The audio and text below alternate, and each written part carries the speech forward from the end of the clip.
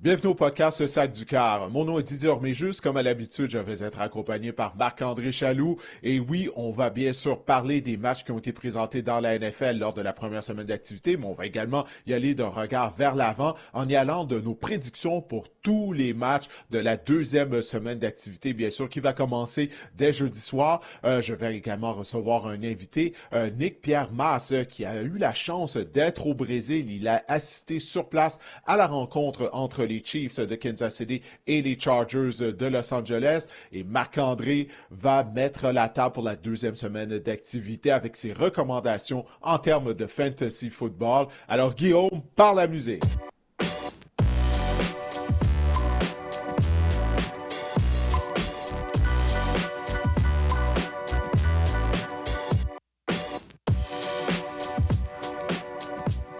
Ça y est, Marc-André, là, finalement, on a des matchs, on a eu des résultats.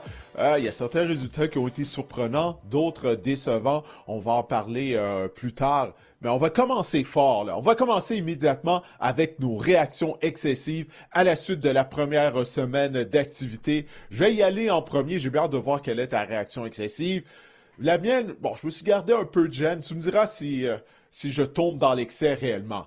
Mais selon moi, Daniel Jones et les Colts d'Indianapolis vont terminer au premier rang de la section sud de l'association américaine.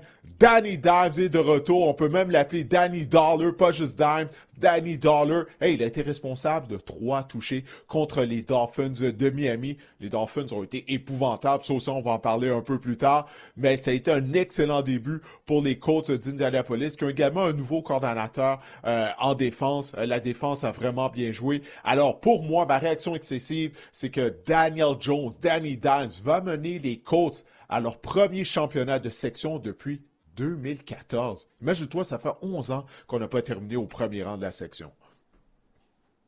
Danny Dimes, Didier, c'est révolu, ce surnom-là. C'est rendu, je sais pas si tu as vu, c'est rendu Indiana Jones. J'adore ça. Ah oui, ok, ouais, ouais, c'est un fit naturel, c'est vrai. Indiana Jones. Exact. Ouais, ok, ben on Et y va avec Code ça. Indiana Jones. Oui. Code d'Indianapolis. Non, j'aime ça. Je tombe vraiment jamais dans l'excès, Didier, il faut le dire. Et je C'est pense pas qu'il assez y a un excessif selon chemin. toi?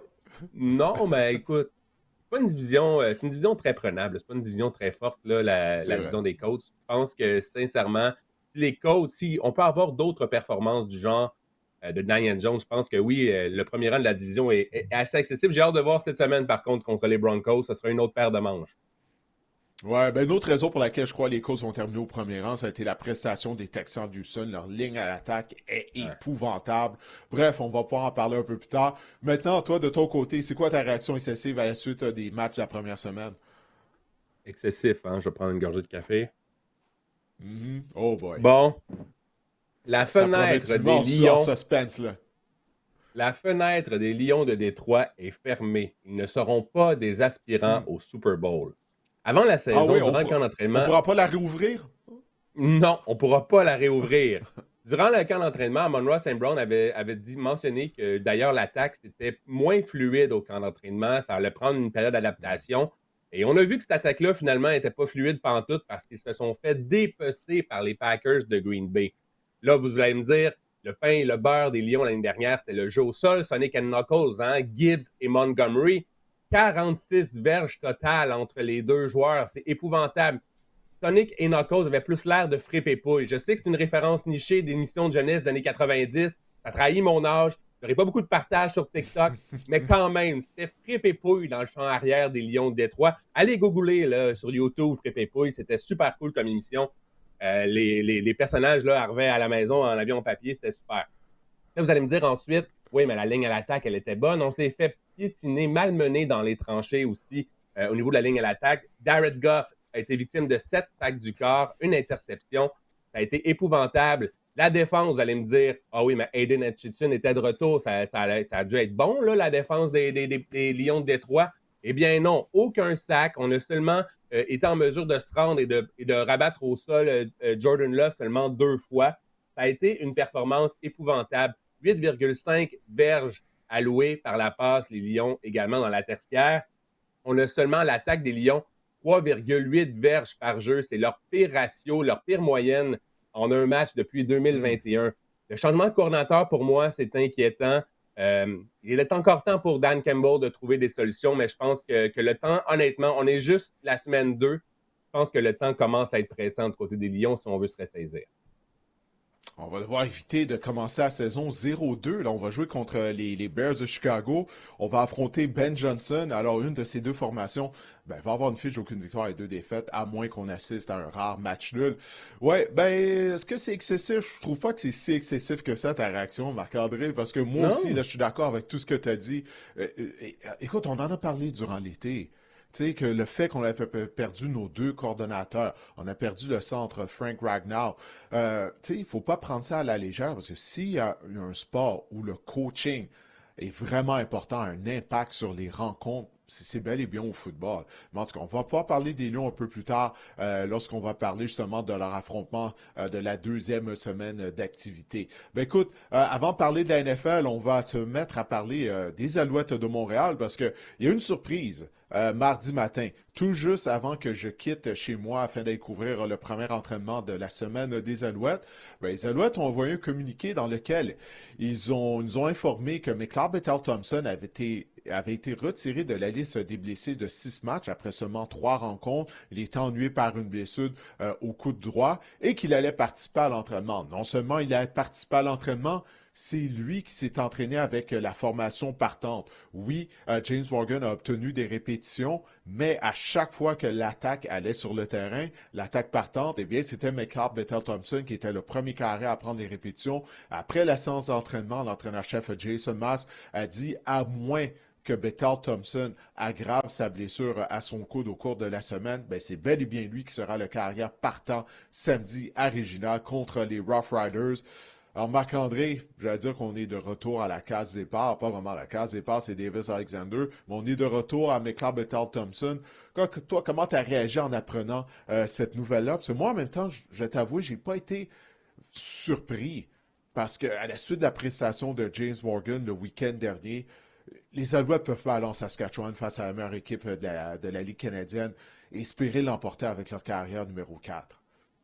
On est un peu, l'état d'esprit est un peu la panique, je pense, du côté des Alouettes, du côté à la position de carrière. Là, lorsqu'on voit qu'un Bethel Thompson, je ne sais pas s'il est complètement rétabli, mais lorsqu'il quitte la liste des blessés de 6 matchs après 3 matchs, j'ose espérer qu'il est complètement rétabli.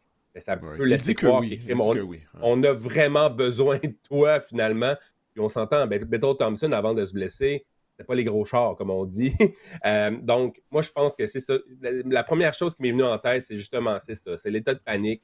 On est à la recherche de solutions. On se rend compte que James Morgan, ce n'est pas la solution, que Shea Patterson, ce n'est pas la solution, que Cameron Duke, ce n'est pas la solution. Puis je trouve que peut-être qu'on est à court d'idées là, à la position de carrière ou de joueurs à aller embaucher là, pour pallier à la perte de Davis Alexander.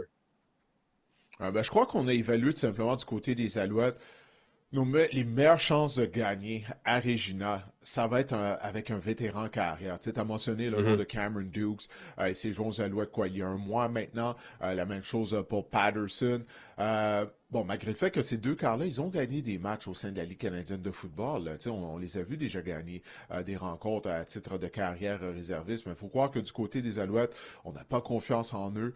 Puis on préfère y aller avec McLeod Bethel-Thompson qui a une plus longue feuille de route, un plus gros CV que ces deux carrières-là. Mais qu'est-ce qu'on a vu depuis le début de la saison de McLeod Bethel-Thompson? C'est rien pour nous rassurer, là. Surtout face aux Rough Riders qui donnent des raclés à tout le monde ou à peu près depuis le début de la saison.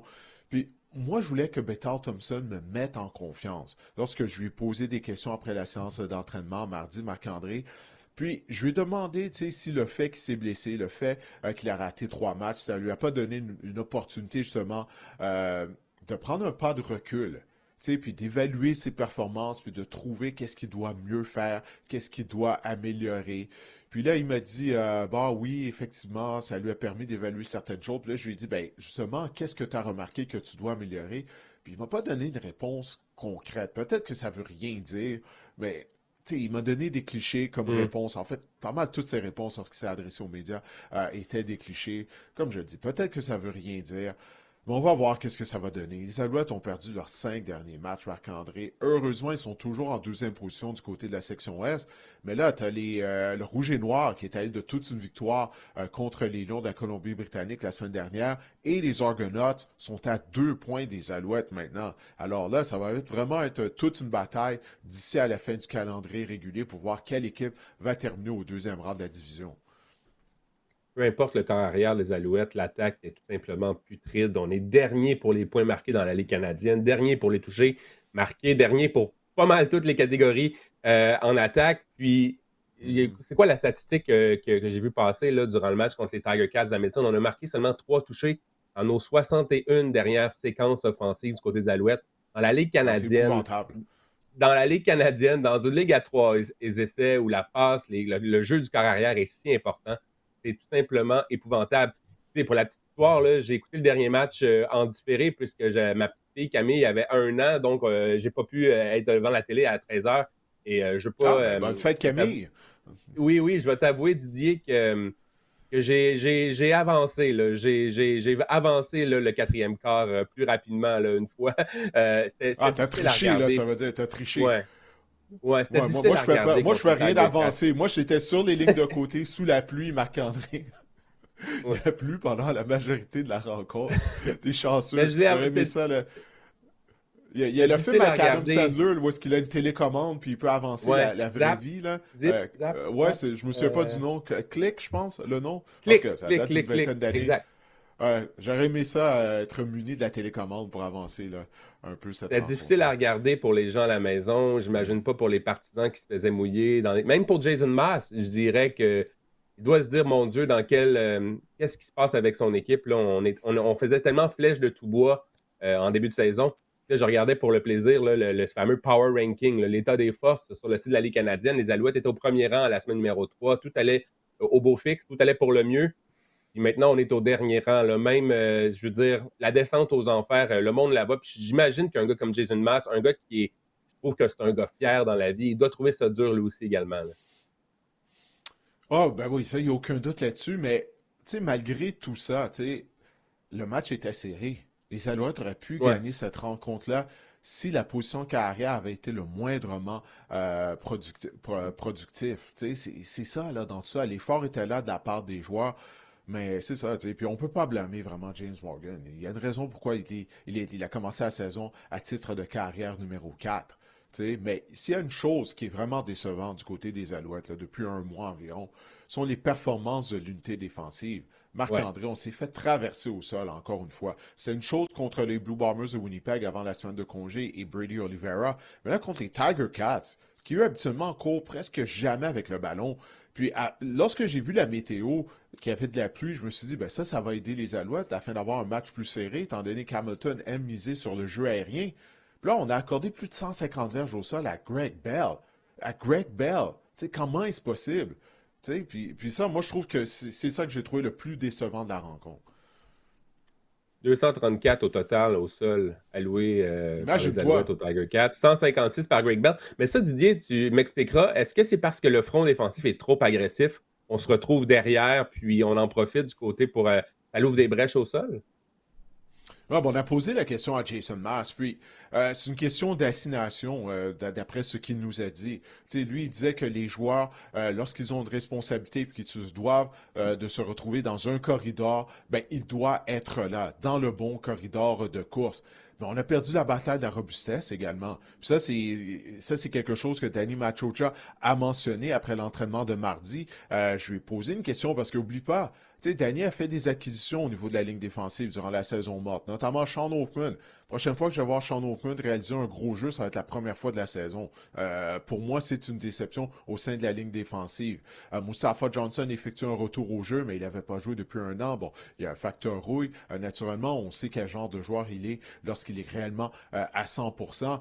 Mais comme Danny Machocha l'a dit, Les Alouettes doivent gagner la guerre des tranchées, autant avec la ligne à attaque que la ligne défensive. Et la ligne défensive, je m'excuse, hein, mais c'est complètement fait dominer contre les Tiger Cats de Hamilton. Puis ça ne peut pas arriver avec toutes les ressources qu'on a injectées au sein de cette ligne défensive-là. Puis elle est en santé. Il n'y a pas d'excuse, il n'y a pas de blessés là, du côté de la défense. C'est pas comme en attaque. Il manque le carrière pendant plusieurs semaines. Austin Mack n'était pas là. Tyson Philpott était absent. C'est quoi les excuses en défense? Je m'excuse, il n'y en a pas. Greg Bell était comme Laurent Jalbert. Il a pris le plus long corridor. C'était jusque dans la zone début des Alouettes. C'est ta deuxième référence aux années 90. Là, il y a du monde là, qu'on va perdre en cours de route là, durant l'épisode. Mais je suis content que Laurent Jalbert, t'as la référence ou pas loin d'eux, mais c'est quand même son plus grand hit. Non, tableau du prochain match maintenant. Les Alouettes vont affronter, comme on l'a dit, les Rough Riders en Saskatchewan. Ça se passera samedi le 13 septembre à 19h. Les Rough Riders, une fiche de 10-2, comme tu dis. Ils varlopent pas mal toutes les équipes de la Ligue canadienne en ce moment. Ils sont sans pitié. Ils sont sans pitié, Marc-André. Ils sont sans pitié. Donc, à 19h, et je serai en mesure de l'écouter en direct. Vais-je le regretter, Didier? Écoute, je sais pas. Je sais pas si tu vas le regretter. Bon, c'est une bonne façon quand même de passer son samedi soir en regardant un match de football. Mais c'est sûr que, regarde, c'est difficile d'être positif, de se dire, OK, les Alouettes vont être en mesure de l'emporter. Rien n'est impossible, OK? Surtout du côté du football de la Ligue canadienne. Je me souviens plutôt cette saison, encore une fois, avec McLeod Bethel-Thompson au poste de carrière. Souviens-toi, lorsque les Alouettes sont allés à Calgary. Les St. Peters étaient l'équipe de l'heure dans la Ligue canadienne à ce moment-là. OK? Ils venaient de défaire justement les Rough Riders à Saskatchewan. On se dit, ça y est, les Alouettes vont se faire manger tout rond. Ben non, c'est quoi? Les Alouettes ont joué possiblement un de leurs meilleurs matchs de la saison. Bethel Thompson a connu son meilleur départ, puis il avait été en mesure de mener les Alouettes à une victoire à Calgary. Maintenant, en Saskatchewan, est-ce que l'histoire va se répéter? Ça reste à voir. C'est sûr, ça augure mal. Mais dans les tranchées, on doit mieux jouer. D'abord, avant tout, ça, c'est la chose numéro 1. Parce que les Riders, eux, ils gagnent la bataille des tranchées à toutes les semaines. Alors, ça va commencer là. Et la deuxième chose, Bethel Thompson doit protéger le ballon. Là. Il ne peut pas être victime de revirement. On n'a toujours pas oublié son pick six, son interception retournée pour un toucher à la fin de la demi contre Edmonton. Hamilton, il avait été victime de 2 revirements qui avaient mené à des touchés. Ça, là, ça ne peut pas arriver. Parce que si c'est le cas, face aux Riders, écoute, ça va vraiment être une performance embarrassante. Mais on va voir. Écoute, les Alouettes, il y a beaucoup de fierté au sein de cette équipe-là. On continue de se présenter semaine après semaine. On joue avec effort, malgré le fait qu'on a perdu nos 5 derniers matchs. Alors, je m'attends à ce qu'on offre un très bon effort. Ça, je ne peux pas remettre ça en doute là, du côté des hommes de Jason Maas. Mais ça va être à Bethel Thompson de protéger le ballon. Puis autant la ligne défensive que la ligne à attaque, bien, on va devoir bien jouer au niveau des tranchées. La dernière victoire des Alouettes remonte au 24 juillet, donc ça fait quasiment un mois et demi là, qu'on n'a pas gagné du côté des Alouettes. Et avant de te lancer la balle, Didier, j'aimerais juste inviter les gens à s'abonner là, à nos différentes plateformes sur les médias sociaux. Facebook, le Sac du Corps, on a une page également. Sur Instagram, le Sac du Corps, on a une page. Sur YouTube, on est rendu à quoi? Près de 850 abonnés. On se dirige tranquillement, lentement mais sûrement vers le 1000 abonnés là. Sur YouTube, c'est sous ton nom, le Didier Orméjus sur YouTube pour regarder le Sac du Corps. Ensuite, les plateformes d'écoute, Spotify, laissez-nous des reviews, comme on dit, des revues, là, des 5 étoiles et tout, Apple Podcasts. Bref, vous pouvez nous suivre un peu partout sur les réseaux sociaux, sur les médias sociaux. Vos médias sociaux préférés, disons ça comme ça. Ce sera apprécié de nous laisser commentaires et reviews. Je n'ai pas de traduction française. Nous laisser des étoiles, des cotes, une cote là, sur les réseaux sociaux de 5 étoiles, ce sera apprécié. Oui, et puis on a 2 épisodes par semaine maintenant. On a commencé ça lors de la première semaine d'activité. Le dimanche matin, on met en ligne pour vous un épisode où on fait la revue des rencontres de 13h et de 16h dans la NFL, des réactions rapides, parce qu'il y a tout le temps tellement de choses à dire, puis on ne veut pas attendre justement à l'épisode du jeudi afin de parler de qu'est-ce qui s'est passé lors de la première semaine d'activité. J'ai été accompagné par l'ancien receveur de la NFL et de la Ligue canadienne, Samuel Giguère, dimanche dernier. année. Alors, j'espère que cet épisode-là vous a plu. Puis c'est quelque chose qu'on va faire à toutes les semaines au cours de la saison régulière. Alors, et puis je vous invite également à participer au tournoi de golf de la société Alzheimer's de Montréal. Si vous êtes en mesure de faire le tournoi de golf va avoir lieu le 23 septembre au club de golf de Saint-Raphaël. Je suis coprésident d'honneur de l'événement. C'est une cause que j'ai à cœur. Ma mère souffrait de la maladie d'Alzheimer's, mais la société Alzheimer de Montréal, bien c'est ça, elle vient en aide aux gens qui souffrent de troubles neurocognitifs, mais c'est pas juste pour les gens qui souffrent de cette maladie-là, parce que c'est tout l'entourage qui est affecté. Ce sont tous les membres de la famille qui, d'une certaine façon, ben, souffrent des conséquences des maladies neurocognitives. Alors, je vous invite à participer au tournoi de golf ou d'aller sur le site de la Société Alzheimer de Montréal et de faire un don parce que c'est réellement pour une bonne cause. Les troubles de neurocognitifs bien, sont en hausse dans la population. Alors, si vous n'êtes pas affecté par cette maladie ou s'il n'y a pas quelqu'un dans votre entourage, dans votre famille qui est affecté par une de ces maladies, ça risque d'arriver malheureusement dans le futur. Alors, la Société Alzheimer de Montréal, bien, je vous invite à faire un don ou à participer au tournoi de golf qui aura lieu le 23 septembre au club de golf de Saint-Raphaël. Alors, comme je vous disais au début de l'épisode, j'ai eu l'occasion de m'entretenir avec Nick Pierre Masse qui était au Brésil vendredi soir. Il a assisté à la rencontre entre les Chiefs de Kansas City et les Chargers de Los Angeles. Et Nick, si vous me suivez sur mon compte Instagram, j'ai collaboré avec Nick qui a eu l'occasion de s'entretenir avec Benjamin Saint-Just avant la rencontre. Alors, je vous invite à écouter tout d'abord l'entrevue qu'il a réalisée avec le demi-de-coin québécois des Chargers et bien sûr à écouter mon entretien avec Nick. Et ensuite de ça, Marc-André et moi, on va faire le tour des rencontres qui seront présentées du côté de la NFL lors de la deuxième semaine d'activité. Je suis avec Benjamin Saint-Just, starting corner des Los Angeles Chargers, un Montréalais. On est présentement à Sao Paulo, au Brésil. Et Didier Orméjus, analyste NFL pour RDS, il avait des questions pour toi. Premièrement, il voulait te souhaiter une très bonne saison. Shout out Didier, merci. Comment s'est passé pour toi le camp d'entraînement cette année avec ta nouvelle équipe? Honnêtement, j'étais vraiment surpris de ma transition parce que c'est ma première fois, j'avais aucune idée c'était quoi un agent libre, d'aller dans une nouvelle équipe. J'ai passé mes 4 premières années avec la même équipe, la même formule, le même training camp. Mais honnêtement, tous mes coéquipiers m'ont vraiment accueilli à bras ouverts. Les coachs aussi, le training camp était super. C'est très prometteur pour cette saison. C'est ta première expérience dans un match NFL international. Les gens se demandent à la maison comment ça fonctionne. Est-ce que vous avez eu la chance de visiter du pays? Comment ça s'est passé cette expérience au Brésil? J'avais aucune idée vraiment comment ça fonctionne. On est parti de Los Angeles mardi à 5h30, puis le vol était d'environ 12 heures. On a eu la chance d'avoir les sièges en format lit, donc au moins on a pu dormir un peu. Mercredi matin, on a eu une pratique, une équipe professionnelle qui nous a accueillis pour la pratique. Équipe de soccer. Exactement. On a eu la chance de rencontrer quelques joueurs. Mais il n'y a pas eu vraiment d'activité ou de temps libre à l'extérieur. C'est vraiment un business trip. Surtout que le Brésil, c'est un emplacement où la NFL a seulement 2 matchs en histoire. Donc, ils n'ont pas autant de connexions, pas trop d'activités à l'extérieur, pas trop de temps libre. J'espère que ça va changer dans le futur. Mais hey, it is what it is. Si on revient avec la victoire le vendredi,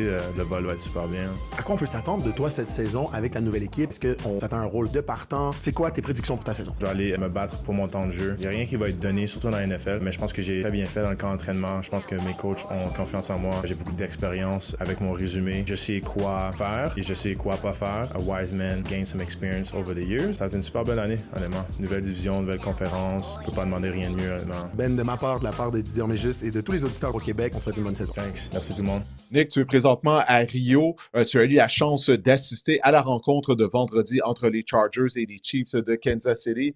Dis-moi, comment était l'atmosphère dans le stade? Je suis curieux de savoir comment étaient les partisans brésiliens. C'était exceptionnel d'idée pour de vrai. L'ambiance. Déjà, c'est drôle parce que les gens n'ont pas tous des jerseys exclusivement des Chargers ou des Kansas City Chiefs. C'est vraiment une célébration de la NFL en général. Derrière moi, notamment, il y avait des gens avec des jerseys des Patriots, des jerseys des Ravens, des jerseys de toutes les équipes que tu peux imaginer, des Packers. Mais l'ambiance brésilienne, c'est quelque chose. Ça se rapporte un peu au soccer. J'ai eu la chance de voir des matchs de soccer en Argentine, notamment la Boca, qui est une équipe, Boca Juniors, qui est une équipe légendaire là-bas. Et il y a tout ce côté-là, des chants, des drums, donc des batteries, là, désolé pour l'expression anglophone, et vraiment des gens passionnés, ça crie, ça chante, comme je disais, et une célébration du football à l'international qui m'a vraiment fait plaisir. Ouais, puis est-ce que les gens criaient au bon moment? Parce que bon, le football, c'est pas nécessairement un sport populaire. Le football américain, bien sûr, on parle, c'est pas populaire au Brésil. Alors, est-ce que les gens criaient au bon moment là, durant la rencontre ou c'est juste que c'était la fête là, du botté d'envoi jusqu'à la fin du match? Surprenamment, absolument. Les gens crient au bon moment. Il faut savoir que le Brésil, c'est le troisième plus grand marché pour la NFL au monde. Donc, les États-Unis étant le premier marché, le Canada le deuxième, et ensuite le Brésil. C'est quelque chose que j'ai appris sur place, que je ne connaissais pas, ben, que je ne savais pas. Et oui, absolument, j'ai eu la chance de faire des matchs en France, ben, de voir des matchs en France, de voir des matchs de football en Allemagne, au Japon aussi. Et en France, c'est peut-être un des pays où des fois on crie à tout moment, on chante à tout moment. Mais au Brésil, non, il y avait vraiment cette culture NFL de être silencieux quand c'est ton offensive sur le terrain, de crier quand c'est sur ta défensive sur le terrain. Et la seule chose qui était un peu particulière, c'est que c'était un match des Chargers officiellement à domicile. Selon la NFL, c'était les Chargers qui recevaient les Chiefs malgré qu'on était à Sao Paulo au Brésil. Et il y avait peut-être plus de fans des Chiefs que de fans des Chargers. Et bien sûr, des fans de toute autre équipe aussi. Donc, il y avait peut-être juste ce petit truc qu'on ne verrait pas aux États-Unis normalement. Mais non, les gens avaient clairement une culture football américain.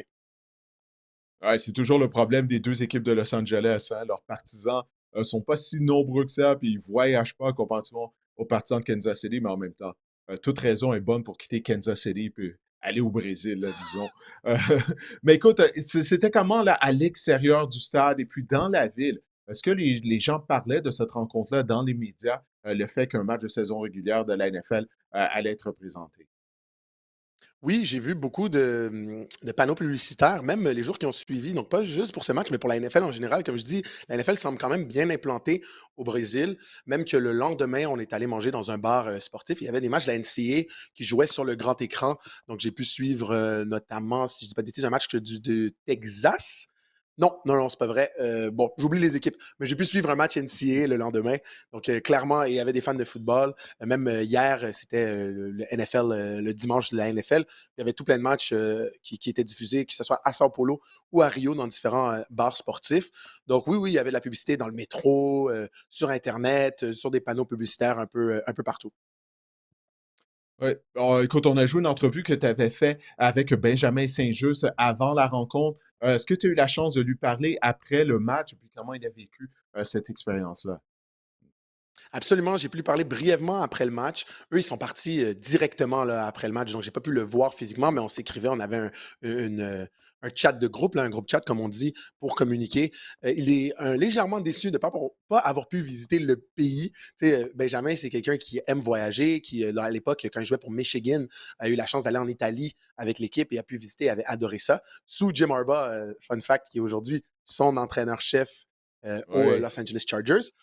Mais dans ce voyage-là, peut-être par souci de sécurité, pas que le Brésil est un pays particulièrement dangereux, mais ça reste un pays où il y a quand même un taux de criminalité considérable. Je pense que la NFL voulait s'assurer que ses joueurs ne peuvent pas avoir aucune situation qui pourrait être malencontreuse. Et donc, les joueurs étaient littéralement confinés à l'hôtel, un peu comme durant la COVID, euh, à part pour les sorties d'entraînement et une sortie d'équipe où ils sont allés visiter une équipe de soccer professionnelle, ils ont pu discuter avec les joueurs. Les gars sont restés à l'hôtel 24/7, même que tout le contenu que j'ai pu filmer avec Ben, que ce soit l'entrevue que vous avez diffusée où tu as pu poser des questions, merci Didier d'ailleurs, Ben a beaucoup aimé tes Ah ben, questions, que merci à ce soit toi. l'entrevue. Ah ben c'est la moindre des choses si on peut s'aider. J'ai fait une entrevue pour NFL Canada, j'ai aussi pu faire du contenu pour mon propre podcast avec mon associé Léo Sartel. Puis dans tous les cas, ça a été dans la chambre d'hôtel de Ben. On n'a pas pu voir Ben ailleurs que dans sa chambre d'hôtel ou que sur le terrain là. Donc c'est quand même particulier à ce niveau-là. Ouais, c'était, très strict. Écoute, tu vas faire, d'autres voyages, pour, des rencontres qui seront, présentées, dans d'autres pays, du côté de la NFL. Avant de se quitter, là, donc, dis-nous, là, où est-ce que tu vas avoir la chance d'assister à des rencontres de la NFL, au cours de la saison? Normalement, si tout va bien, je devrais être en Irlande pour regarder un match de la NFL là-bas. Il y a aussi un match de la NFL en Espagne et potentiellement un match de la NFL en Allemagne. Donc, c'est les trois matchs que j'irai voir dans les prochaines semaines, prochains mois. Et j'ai très, très hâte parce que j'adore le football partout dans le monde, mais les matchs NFL à l'international, surtout quand c'est la première fois, parfois dans ces villes-là, c'est exceptionnel de voir comment les gens sont heureux d'être là. Puis c'est une célébration du football global et pas juste des deux équipes qu'on voit sur le terrain ce jour-là. Ouais, le match à Dublin, ça va être la première fois qu'une rencontre sera présentée en Irlande. Alors, l'atmosphère devrait être quelque chose là-bas, là, ça, il n'y a aucun doute là-dessus. Ben, écoute, Nick, je te remercie de ton passage. Je te remercie encore une fois d'avoir posé quelques questions à Benjamin pour moi et pour le podcast. Puis, écoute, on va avoir la chance de se reparler au cours des prochaines semaines pendant que tu vas continuer là, tout au long de la saison de voyager, d'assister aux rencontres internationales, aux matchs internationaux de la NFL. Merci à toi, Didier. Merci de m'avoir sur ta plateforme. Puis j'adore ce que tu fais à RDS et sur ta plateforme. Donc, c'est très cool de Ah, pouvoir y ben, participer. merci. Tour d'horizon, Didier, des matchs dans la NFL de cette semaine numéro 2. Et ça commence fort. Avec le match du jeudi soir, les Commanders de Washington vont affronter les Packers à Green Bay. Les Packers sont favoris au preneur au livre par 3,5. On a vu l'impact de Micah Parsons, même s'il a joué sporadiquement là, du côté des Packers. Est-ce qu'il va pouvoir poursuivre dans la même veine sur sa lancée contre les Commanders? On risque de le voir encore davantage sur le terrain contre les Commanders. Mais vraiment, là, il a eu tout un impact lors de la première semaine du côté des Packers, Micah Parsons. Ouais, il a joué une trentaine de jeux, puis malgré tout, comme tu l'as dit, il a réussi un sac du quart au départ de Jared Goff à la fin de la rencontre, mais il était régulièrement dans le champ arrière. Puis il a fait la vie dure aux deux bloqueurs des Lions de Détroit. Puis c'est deux bons bloqueurs, le bloqueur à gauche, Eric Decker, Sewell à la position de bloqueur à droite. On n'avait pas de réponse. Puis j'ai aimé comment on a déployé Micah Parsons au sein du front de la défense des Packers parce qu'il n'était pas tout le temps du côté gauche ou du côté droit. Des fois, on l'a même vu devant le centre également. Écoute, les Packers sont des aspirants au Super Bowl. Là. On n'a pas le choix de le dire. Avec l'arrivée de Micah Parsons, on a vu comment ça a énergisé l'équipe au complet. Les partisans des Packers, ils étaient craqués aussi. Tu as vu un ça, aura, l'ambiance qu'il y avait? Ouais, il y a des joueurs qui ont un aura comme ça. Là. Ouais, c'est un des meilleurs de la NFL, Marc-André. C'est un des meilleurs joueurs de la NFL, toutes positions confondues. Alors, tu sais, imagine-toi la réaction dans le vestiaire des joueurs lorsqu'ils ont appris que les Packers faisaient l'acquisition de Micah Parsons. Puis en plus de ça, ça aide d'autres joueurs au front, dans le front de la défense. On en avait parlé, je crois, une fois que la transaction avait été complétée. Lucas Van Ness a connu un bon match.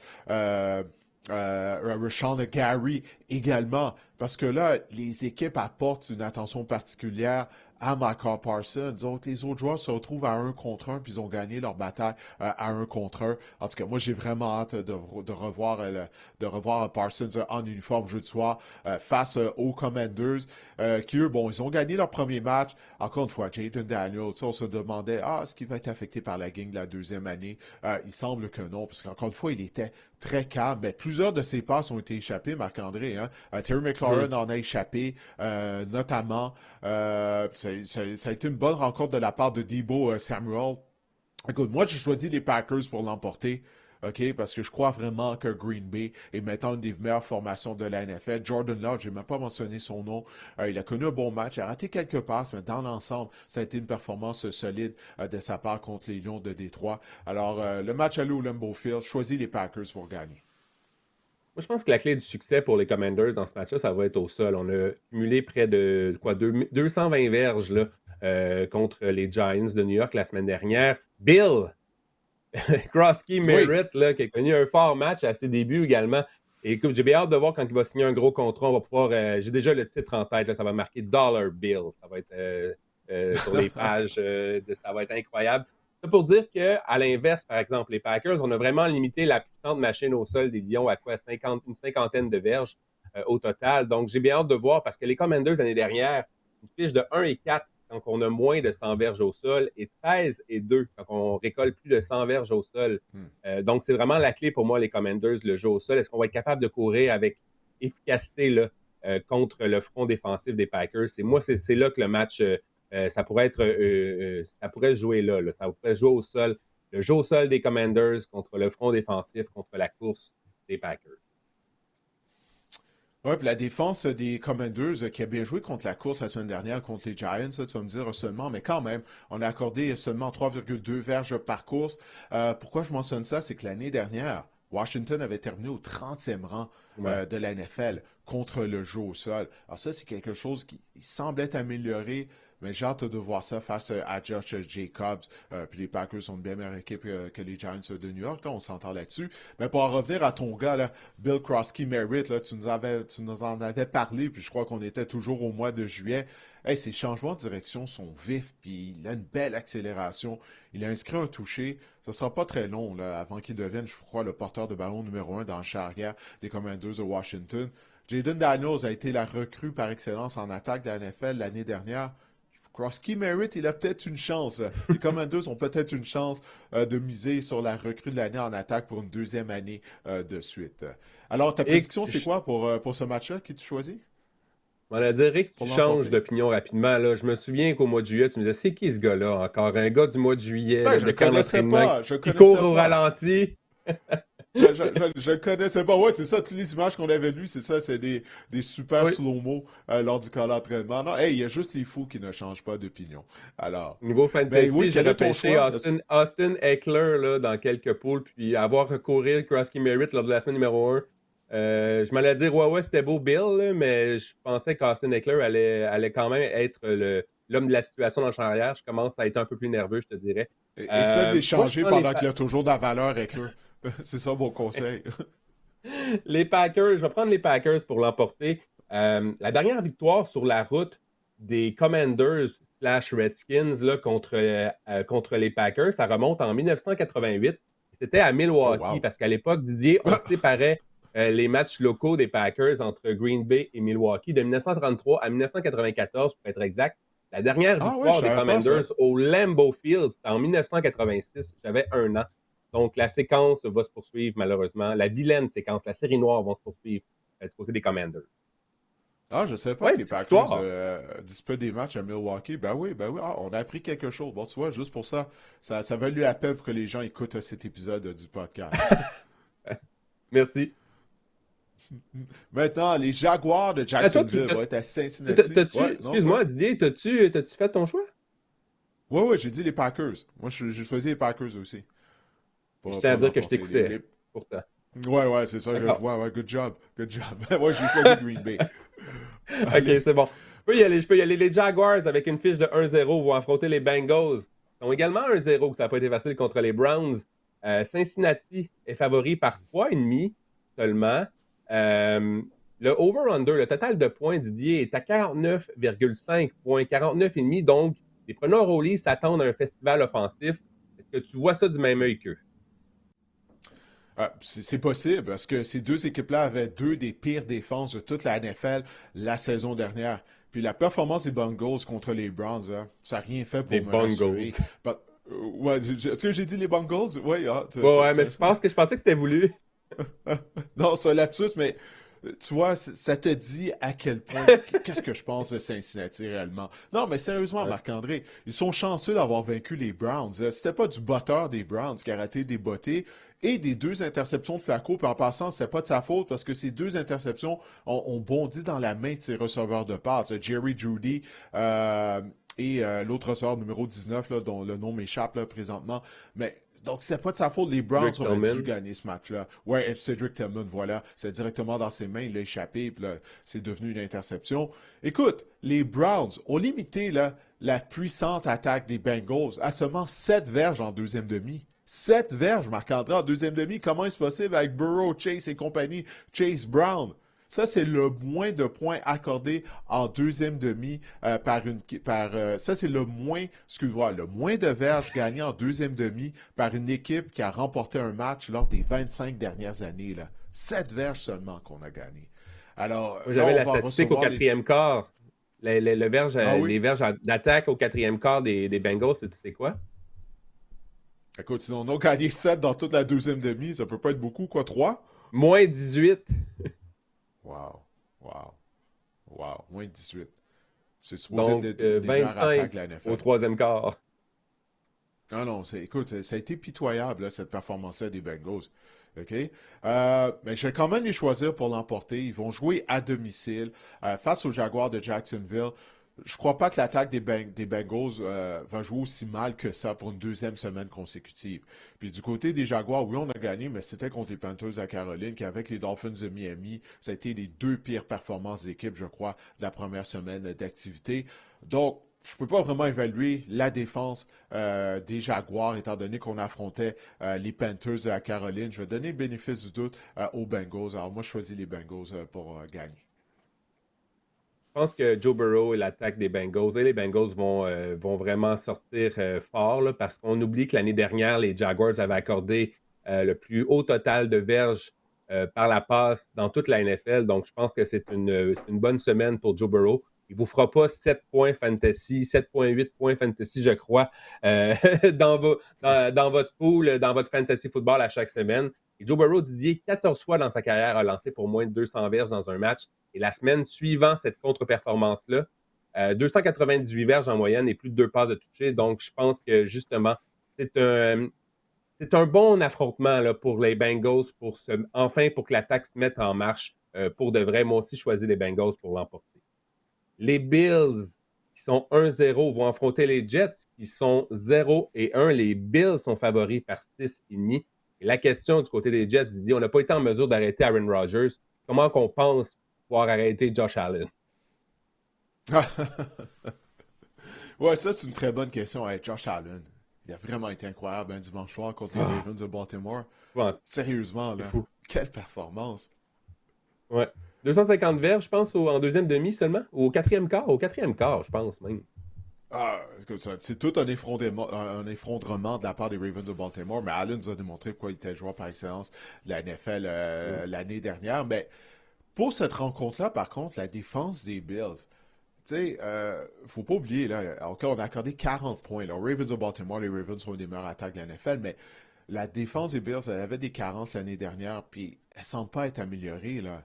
Tu sais, on est allé d'acquisition, bon, au niveau de la ligne défensive. Oui, il y a des absents au niveau de la tertiaire, mais on dirait que Buffalo va devoir marquer 35 points à toutes les semaines pour gagner. Parce que la défense des Bills mise beaucoup sur la rapidité de ses joueurs. On n'a pas une défense qui est nécessairement imposante là, physiquement. Mais généralement, on provoque des revirements, toutefois. OK? Depuis que Sean McDermott est entraîneur-chef des Bills, les Bills, en chaque saison, ils ont terminé dans le top 7 de la NFL pour les revirements provoqués. Alors ça, c'est quelque chose qui va devoir continuer, parce que la défense, comme je l'ai dit, elle est petite, elle est rapide, mais il y a des faiblesses. Puis encore une fois, Derrick Henry s'est amusé contre la défense des Bills de Buffalo. Là. Malheureusement, il a échappé le ballon. Bref, tout ça pour dire que les Jets, en attaque, Justin Fields, je pense qu'il a connu son meilleur match en tant que passeur de sa carrière. OK? Il prenait des décisions rapides, il n'y avait pas d'hésitation. J'ai hâte de voir s'il peut y aller d'une deuxième performance de suite de la sorte. Il a fait des jeux avec ses jambes, on sait le genre d'athlète qu'il est, mais j'ai trouvé ça vraiment encourageant parce que on a marqué 32 points contre la défense des Steelers, Marc-André, là, du côté des Jets. Alors, la défense des Steelers, qui est supposée être une des meilleures de la NFL, on va voir si c'est réellement le cas, étant donné là, que c'était juste un match. Mais moi, j'ai vraiment aimé la performance de Justin Fields. Si ce n'était été d'un échappé là, en fin de match, qui a été après ça que les Steelers ont marqué un touché et d'un placement de 60 verges de Chris Boswell, on aurait peut-être connu un meilleur sort du côté des Jets. Moi aussi, j'avais écrit dans mes notes que Justin Fields avait été, c'est une performance vraiment encourageante. Je trouve que Justin Fields, ce ne sera jamais un grand passeur, Didier, mais il a des forces, ce joueur-là, ce corps arrière-là. Et j'ai trouvé que dans le premier match, on a utilisé ses forces à bon escient. Il a été vraiment efficace au sol. Donc, moi aussi, j'ai vraiment. L'attaque des Jets m'a vraiment surpris. C'est sûr qu'il y avait une chimie certaine avec Garrett Wilson également, qui a connu un fort match. Mais oui, j'ai été encouragé par l'attaque des Jets. Je pense même que ce match-là, 6,5, c'est beaucoup. Je pense même, si on avait à apprendre avec les quarts de points, là, ça va être un match plus serré qu'on pense, selon moi. Par contre, je choisis les Bills pour l'emporter là, si on fait ça. Si on choisit juste les gagnants sans les quarts de points, les Bills devraient gagner ce match-là, c'est mon avis. Ouais, je suis d'accord avec toi parce que le match va être plus serré là, que l'écart de 6,5. Parce que les Jets, même s'ils ont perdu le match, mais ils ont gagné la bataille de la robustesse contre les Steelers de Pittsburgh. OK? Breece Hall a connu un bon match. On a utilisé Hall et Allen comme on avait prévu, comme on avait parlé durant l'été. On a misé beaucoup sur le jeu au sol. Puis on a rudoyé la défense des Steelers de Pittsburgh. Alors, je vais parler de la défense des Bills qui est petite, qui mise sur sa rapidité. Les Jets ont une chance de gagner ce match-là. Il n'y a aucun doute. En plus de ça, ils vont jouer à domicile. Ils vont vraiment essayer d'éviter d'être 0-2. Puis ils jouent avec robustesse et intensité sous Aaron Glenn, du moins après un match. Je choisis également les Bills. Mais les Bills doivent faire attention, surtout qu'ils doivent bien se sentir. Là, après avoir défait les Ravens de Baltimore, une des meilleures formations de la NFL. Attention, ça peut être un piège d'aller au MetLife Stadium face aux hommes de Aaron Glenn. Choisis Buffalo, mais je crois que ça va être un match très serré. Surtout, en plus de ça, c'est un match de section. Les Bills ont une fiche de 8-1 à leurs 9 derniers duels face à des formations, à des rivaux de l'Est de l'Américaine. Donc, les Bills, vraiment, là, ont vraiment une emprise là, sur l'Est de l'Américaine depuis quelques années. Ouais. C'est pas surprenant. Les 49ers de San Francisco, qui ont une fiche de 1-0, vont affronter les Saints, qui ont une fiche de 0-1 en Nouvelle-Orléans. Ce qui retient l'attention du côté des 49ers, c'est l'infirmerie. On dit que Brock Purdy est un cas incertain. On a perdu les services de George Kittle. Joanne Jennings est un cas incertain aussi. C'est pas mêlant, Didier, je pensais jamais de ça dans ma vie. Mais le gars le plus en santé dans cette équipe-là, c'est Christian McCaffrey en ce moment. Oui. C'est vrai qu'il le cru pour l'instant en plus. Hein? Pour l'instant, ouais. C'est juste la deuxième semaine. Là. Il y a encore du temps pour qu'il se blesse. Mais encore une fois, les Niners, Marc-André, ils ont joué un match. Puis là, il faut qu'on parle des blessures. Du côté de San Francisco, on dirait que c'est ça depuis quelques années à San Francisco. Puis Kittle, il souffre d'une élongation musculaire aux ischio-jambiers. Il va rater au minimum 4 matchs. Là. On vient parler des Alouettes, de Davis Alexander. Tu sais, là, les blessures aux ischio-jambiers, ça peut traîner pendant longtemps. Là, il subit ça lors du tout premier match de la saison. Puis c'est dommage. Il a inscrit un touché. Il semblait être en grande forme. Et puis Brock Purdy, lui, c'est une blessure à une épaule, mais également une blessure à un orteil. Puis on dit que la blessure à un orteil, c'est ça qui le dérange plus. Alors, s'il n'est pas en mesure de jouer, bien, ça va être Mac Jones qui sera le carrière partant des 49ers de San Francisco.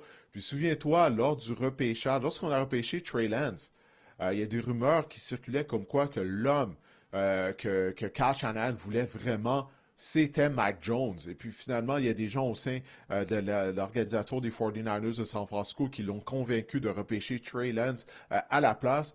Alors on va voir si Mac Jones va obtenir le départ, de quoi il va avoir l'air dans le système de Kyle Shanahan. Choisis les Niners pour gagner contre les Saints.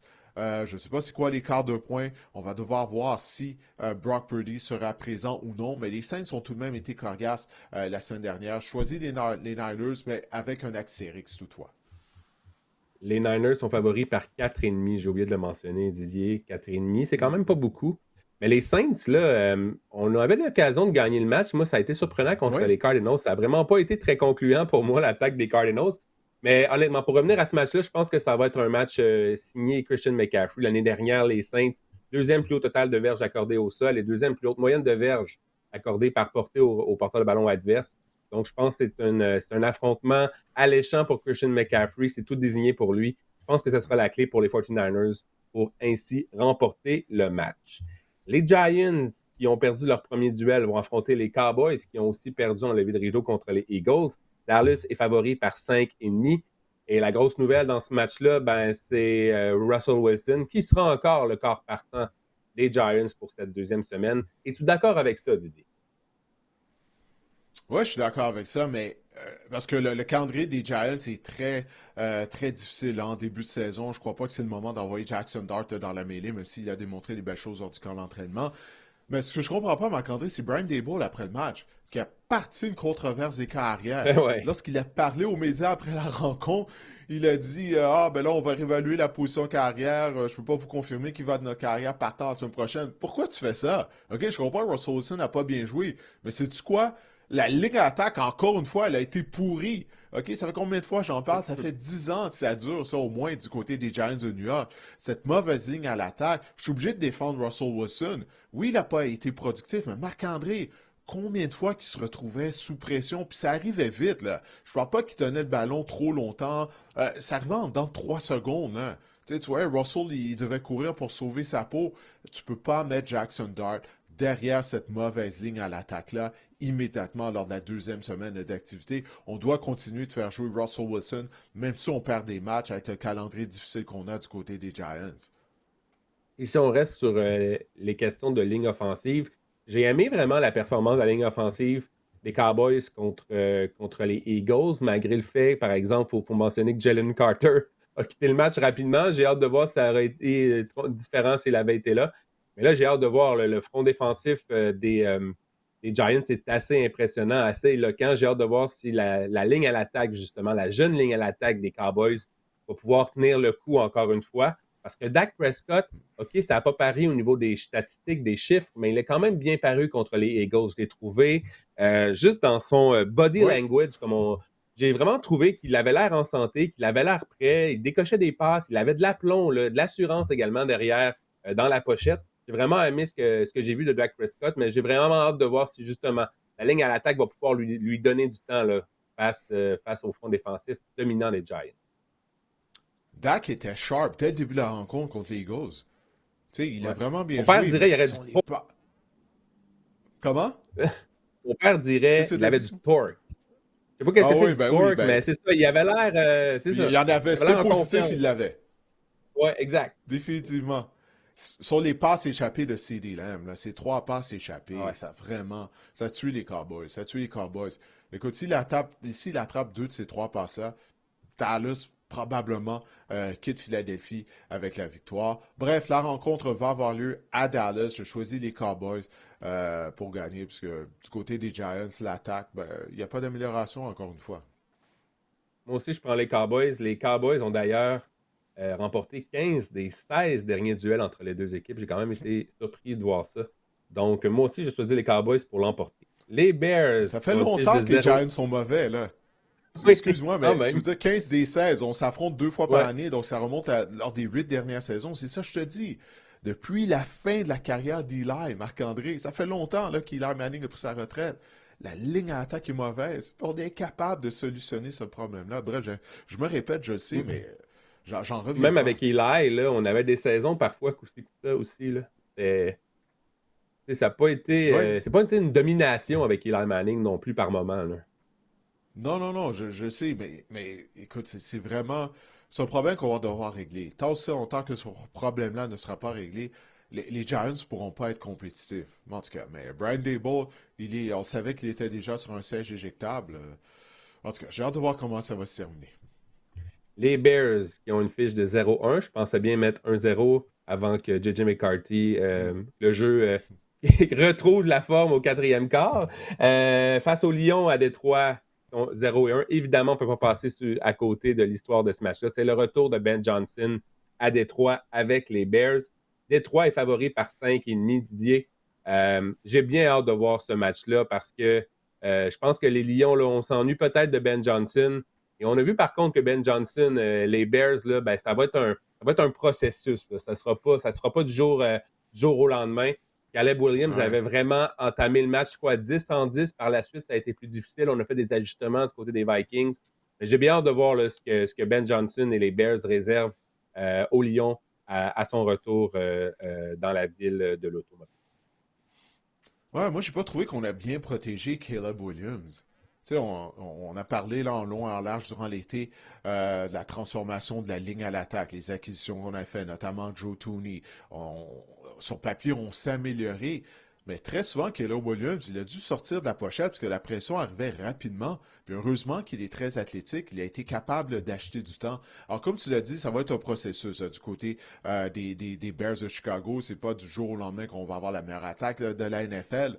Mais j'ai été déçu de l'attaque des Bears en général. Je ne sais pas pour toi, la baisse de régime qu'il y a eu. Mais en même temps, on affrontait une très bonne défense. C'est des Vikings, coordinateur de la défense, Brian Flores, qui est un des meilleurs de la NFL. Mais la ligne à l'attaque, j'ai retenu 2 choses, la performance d'attaque des Bears, Marc-André. La performance de la ligne à l'attaque, elle m'a déçu. Et Caleb Williams, il rate des passes. Il rate trop de passes encore. Puis on l'avait vu l'année dernière, ça s'est poursuivi. J'oublie qu'un receveur était libre dans la zone des buts. La passe était trop longue. Ça, il n'y a pas d'excuse pour ça. Là. Parce que justement, quand la protection est bonne, quand tout le monde semble être sur la même page du côté de l'attaque, puis là, lui, il est imprécis. Puis on avait vu ça l'année dernière aussi. Donc ça, c'est une autre chose qu'il doit ajouter à sa liste de choses qu'il va devoir améliorer s'il en est capable. C'est il y a des flashs, Caleb Williams, c'est ça l'affaire. Il y a une passe à Rome Odunze, je pense, là, sur 17 verges. Il s'était défait de la pochette, défait d'un adversaire. Il avait lancé vraiment une belle passe à Rome Odunze. Mais je suis comme toi, j'ai trouvé l'attaque des Bears prévisible un petit peu. Dans le sens qu'on y allait beaucoup de passes dans le flanc en DeAndre Swift. Puis ça a coûté un peu le match en fin de match parce que Van Ginkel, je me souviens, a vraiment lu le jeu à la perfection, mais est-ce qu'il a lu le jeu à la perfection ou ça fait à peu près 25 fois qu'on fait le même jeu? C'est un peu ça aussi. Là. J'ai trouvé quand même qu'on manquait peut-être d'originalité du côté des Bears. Je sais pas ce que tu en as pensé. Ah, ben, c'était juste un match, tu sais, c'est ça, là. Tu sais, on était à une Ouais. réaction excessive au début de l'épisode et tout. Faut pas oublier que c'était le premier match de la saison. Puis, réellement, tu sais, le mois de septembre, là, c'est comme une continuité pour certaines équipes du camp d'entraînement, surtout une équipe comme les Bears, avec un nouveau groupe d'entraîneurs, nouveau système et tout. Donc, je veux pas être trop sévère à l'endroit des Bears de Chicago, tout comme j'essaie de pas être trop sévère à l'endroit des Lions. Mais ouf, ça a mal paru à Green Bay. Ça Ouais. a vraiment mal paru là, lorsqu'on a affronté les Packers lors de la première semaine d'activité. Parce que, tu sais, on a parlé bon, du fait qu'on a perdu les coordonnateurs et tout, mais c'est pas juste ça, Marc-André. C'est que les coordonnateurs Ben Johnson et Aaron Glenn, ils ont amené plusieurs adjoints avec eux. Donc, c'est vraiment tout le groupe d'entraîneurs là, qui est nouveau à Détroit. Tu sais, donc, c'est beaucoup de pain sur la planche du côté de Dan Campbell. Ça faisait 3 ans qu'on avait exactement le même groupe d'entraîneurs. Là, maintenant, tu as Antoine Randall, qui était l'entraîneur des receveurs. Il a quitté à Chicago avec Ben Johnson. Il est l'entraîneur-chef adjoint à Ben Johnson. Tu sais, tous ces adjoints-là, donc pour les joueurs, tu sais, en as parlé des commentaires de Amon-Ra St. Brown durant le camp d'entraînement. Tu sais, pour les joueurs, leur entraîneur de position, ben, c'est un nouvel entraîneur aussi. Tu sais, il y a Mhm. ça, puis ton entraîneur de position, c'est avec lui que tu as le plus de communication, beaucoup plus qu'avec l'entraîneur-chef ou même le coordonnateur. Tu sais, donc, il y a tout ça à prendre en considération. Encore une fois, je ne veux pas être trop sévère du côté des Lions. Peut-être que ça va être une équipe qui va s'améliorer plus la saison va progresser en raison de ces nombreux changements. Mais écoute, Jahmyr Gibbs, 10 réceptions pour 31 verges, Marc-André. Pense à Ça a pas ça. de sens. 10 Ouais. réceptions pour 31 verges. Comment est-ce possible? L'attaque était vraiment méconnaissable. On a fait un jeu renversé avec Jameson Williams pour seulement 3 verges. Genre de jeu que quand c'était sélectionné par Ben Johnson, ben Jameson Williams allait chercher une cinquantaine de verges. Mhm. Les Lions étaient complètement méconnaissables. Je vais les choisir quand même afin de vaincre les Bears, étant donné que le match est à Détroit. Puis je pense qu'on va simplifier les choses. OK? Je pense que Dan Campbell va dire à son coordinateur, regarde, là, on va essayer de miser sur notre jeu au sol d'abord et avant tout. Je pense que c'est la chose à faire, là, plutôt que d'essayer de recréer la magie de Ben Johnson. On disait même chez les Lions là, qu'on voulait utiliser davantage les zones profondes, là, lancer plus downfield là, dans les zones profondes avec Jameson Williams Ouais. cette année. J'ai pas vu ça du tout dans le On premier n'a rien vu match. de ça. Mais Ouais. tantôt, c'était la réaction excessive, c'était ça le jeu, Didier, mais moi aussi, je pense que. Parce que les attentes sont tellement élevées. Les Lions sortent d'une saison, ils ont remporté 15 matchs, ils ont obtenu 15 victoires, les attentes sont élevées, puis de les voir sortir, comme on dit, flat, comme ça, dans le premier match, contre leurs grands rivaux de division, contre une équipe qu'on va. C'est probablement les Packers et les Lions, ça va être les équipes qui vont terminer 1 et 2 de cette division-là. Là. C'était un match vraiment important pour les Lions. Et de les voir sortir de la sorte, c'est ça qui est inquiétant. Mais moi aussi, là, je laisse la chance aux coureurs. Si ce n'eût été du catch d'Isaac Tesla là, dans la zone début, tout un catch Ah, en quel catch, passant. hein? Ouais, ouais. En passant. Électrique, là, je vais le faire le jeu de mots pour la première et la seule fois de la saison, un catch électrique. On va sortir ça de notre Le système, on Tesla. ne le fera plus jamais. Ouais, mais quel La catch, ça saison est ressemblait longue, beaucoup je suis à. sûr que tu vas le refaire. Non, non, non, non, non. Non, non, non. Mais écoute, ça avait pas été de ce catch-là, ça serait encore un résultat pire. Et moi aussi, je vais prendre les Lions pour l'emporter, pour en résumer. Euh, Par contre, Jared Goff, as-tu vu cette statistique-là? Fiche d'aucune victoire, 19 défaites et un match nul. Ah ouais, Quand j'ai vu, ouais. Sean McVay ou Ben Johnson qui appellent les jeux. C'est fou pareil, là. Ouais, non, non, c'est frappant comme statistique, mais écoute, c'est pas de sa faute, là. Cette défaite-là, parce qu'il y a une chose qu'on n'a pas parlé, c'est la défense des Lions. Là, on se concentre beaucoup sur l'attaque. Mhm. Offensivement, là, ça n'a pas été fort là, non plus. Il y a Taron Arnold, le demi-coin qu'on a Ah, été obligé de clouer au banc en deuxième demi. Écoute, il se faisait tu me permets l'expression, en bon québécois, il se faisait torcher là, sur le terrain du Lambeau Field. Si bien qu'on l'a laissé de côté parce que c'était trop, là, ça avait juste pas d'allure. Là. Ça me faisait penser un peu à Adoree Jackson Ouais, de ton parle-moi-en équipe pas. des Eagles. Hein. Écoute, lui aussi, on a dû clouer au banc à un certain moment donné. Et CD Lamb était Ça en va train être de un le manger problème. tout rond. Ouais, on le ciblait continuellement. Tu sais. Oui, c'est un problème déjà. Bref. Ouais, donc, OK, toi aussi, tu choisis les Lions. Ouais, choisis Toi les aussi, Lions, tu ça pour penses vous que dire les que Lions Jared vont Goff, éviter après d'être ce 0-2. match-là, va être 1-19-1. On va pouvoir enlever le 0 de sa fiche. OK. Ben, c'est à souhaiter, surtout pour Guillaume. Là. Je veux pas que les Lions Ouais. commencent à 0-2. Là. Les Seahawks de Seattle, qui ont perdu leur premier match, vont affronter les Steelers à Pittsburgh, qui sont 1-0. Pittsburgh est favori par 2,5. Moi, j'ai été déçu des Seahawks de Seattle. Je m'attendais à mieux. Et on parlait beaucoup du nouveau jeu au sol de l'entraîneur, du coordinateur offensif, Clint Kubiak. Mais ça s'est Ben traduit par oui. 26 courses, 84 verges, moyenne de 3,2 verges au sol. On a quand même inscrit un touché, mais j'ai vraiment pas été impressionné par Sam Darnold, par le jeu au sol des Seahawks, par l'attaque au grand complet. Ça m'a laissé sur mon appétit, puis c'est pour ça que je vais choisir les Steelers pour l'emporter. Ah, ben, on a vu les mêmes choses, hein. Moi aussi, là, les Seahawks, leur attaque, là, j'avais hâte de voir ça. Et ouais, c'est ça. Là, ça a été très, très flat, là, comme on dit. Là, c'est tombé à plat Mm. contre les 49ers de San Francisco. Faut parler d'Aaron Rodgers. Faut parler d'Aaron Rodgers. 4 Ouais. passes touchées, Marc-André, contre son ancienne équipe. Il a eu sa vengeance contre les Jets de New York. Ça avait l'air de Aaron Rodgers pratiquement comme lors de ses belles années à Green Bay. Mais toutefois, il s'est fait frapper. Écoute, là, il a encaissé là, des mais gros plaqués. Notamment, il y en a un de Quinnen Williams. Ma question est de savoir comment on va faire pour préserver Aaron Rodgers. Probablement, est-ce qu'il va tenir le coup à 41 ans? Est-ce qu'il va être en mesure de jouer de la sorte jusqu'au mois de janvier, au mois de février, en éliminatoire? Le bloqueur à gauche, Broderick Jones, à quelques reprises, a eu des ennuis face à Will McDonald, mais ça a été des débuts réussis. Pour Aaron Rodgers, pour DK Metcalf aussi, qui a connu un bon match, là. OK, c'est pas juste en termes de statistiques, mais il y a eu un impact, là. On le voit ici gagner des verges après la réception. On n'a pas visé Metcalf nécessairement dans les zones profondes.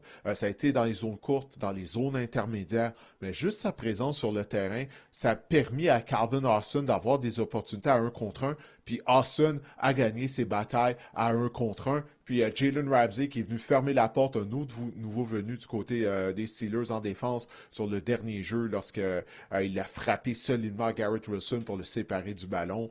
Bref, qu'est-ce que tu as pensé, toi, des Steelers de Pittsburgh? Puis j'ai choisi aussi en passant afin de l'emporter à domicile contre les Seahawks. J'ai trouvé Aaron Rodgers, c'est le match dont il a mieux paru depuis, je te dirais, même son départ de Green Bay. Je te dirais que si on enlève les. Ben, c'est sûr que les 2 saisons avec les Jets, il y en a une qui s'est terminée sur la deuxième jeu.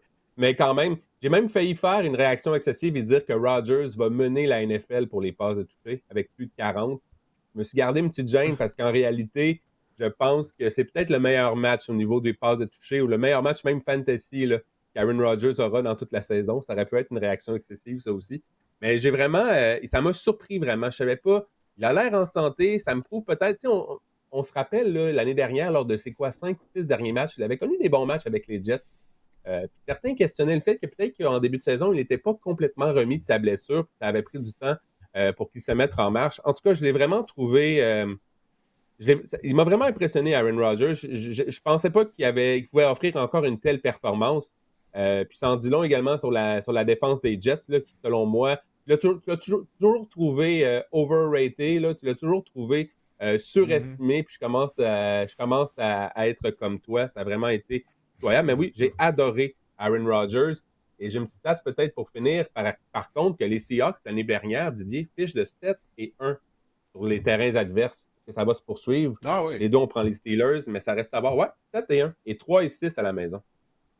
Ouais, ça, c'est en 2024. Ça va être 0-1 sur les terrains adverses. J'ai confiance que Pittsburgh va l'emporter. Hey, imagine-toi, c'est un partisan des Steelers.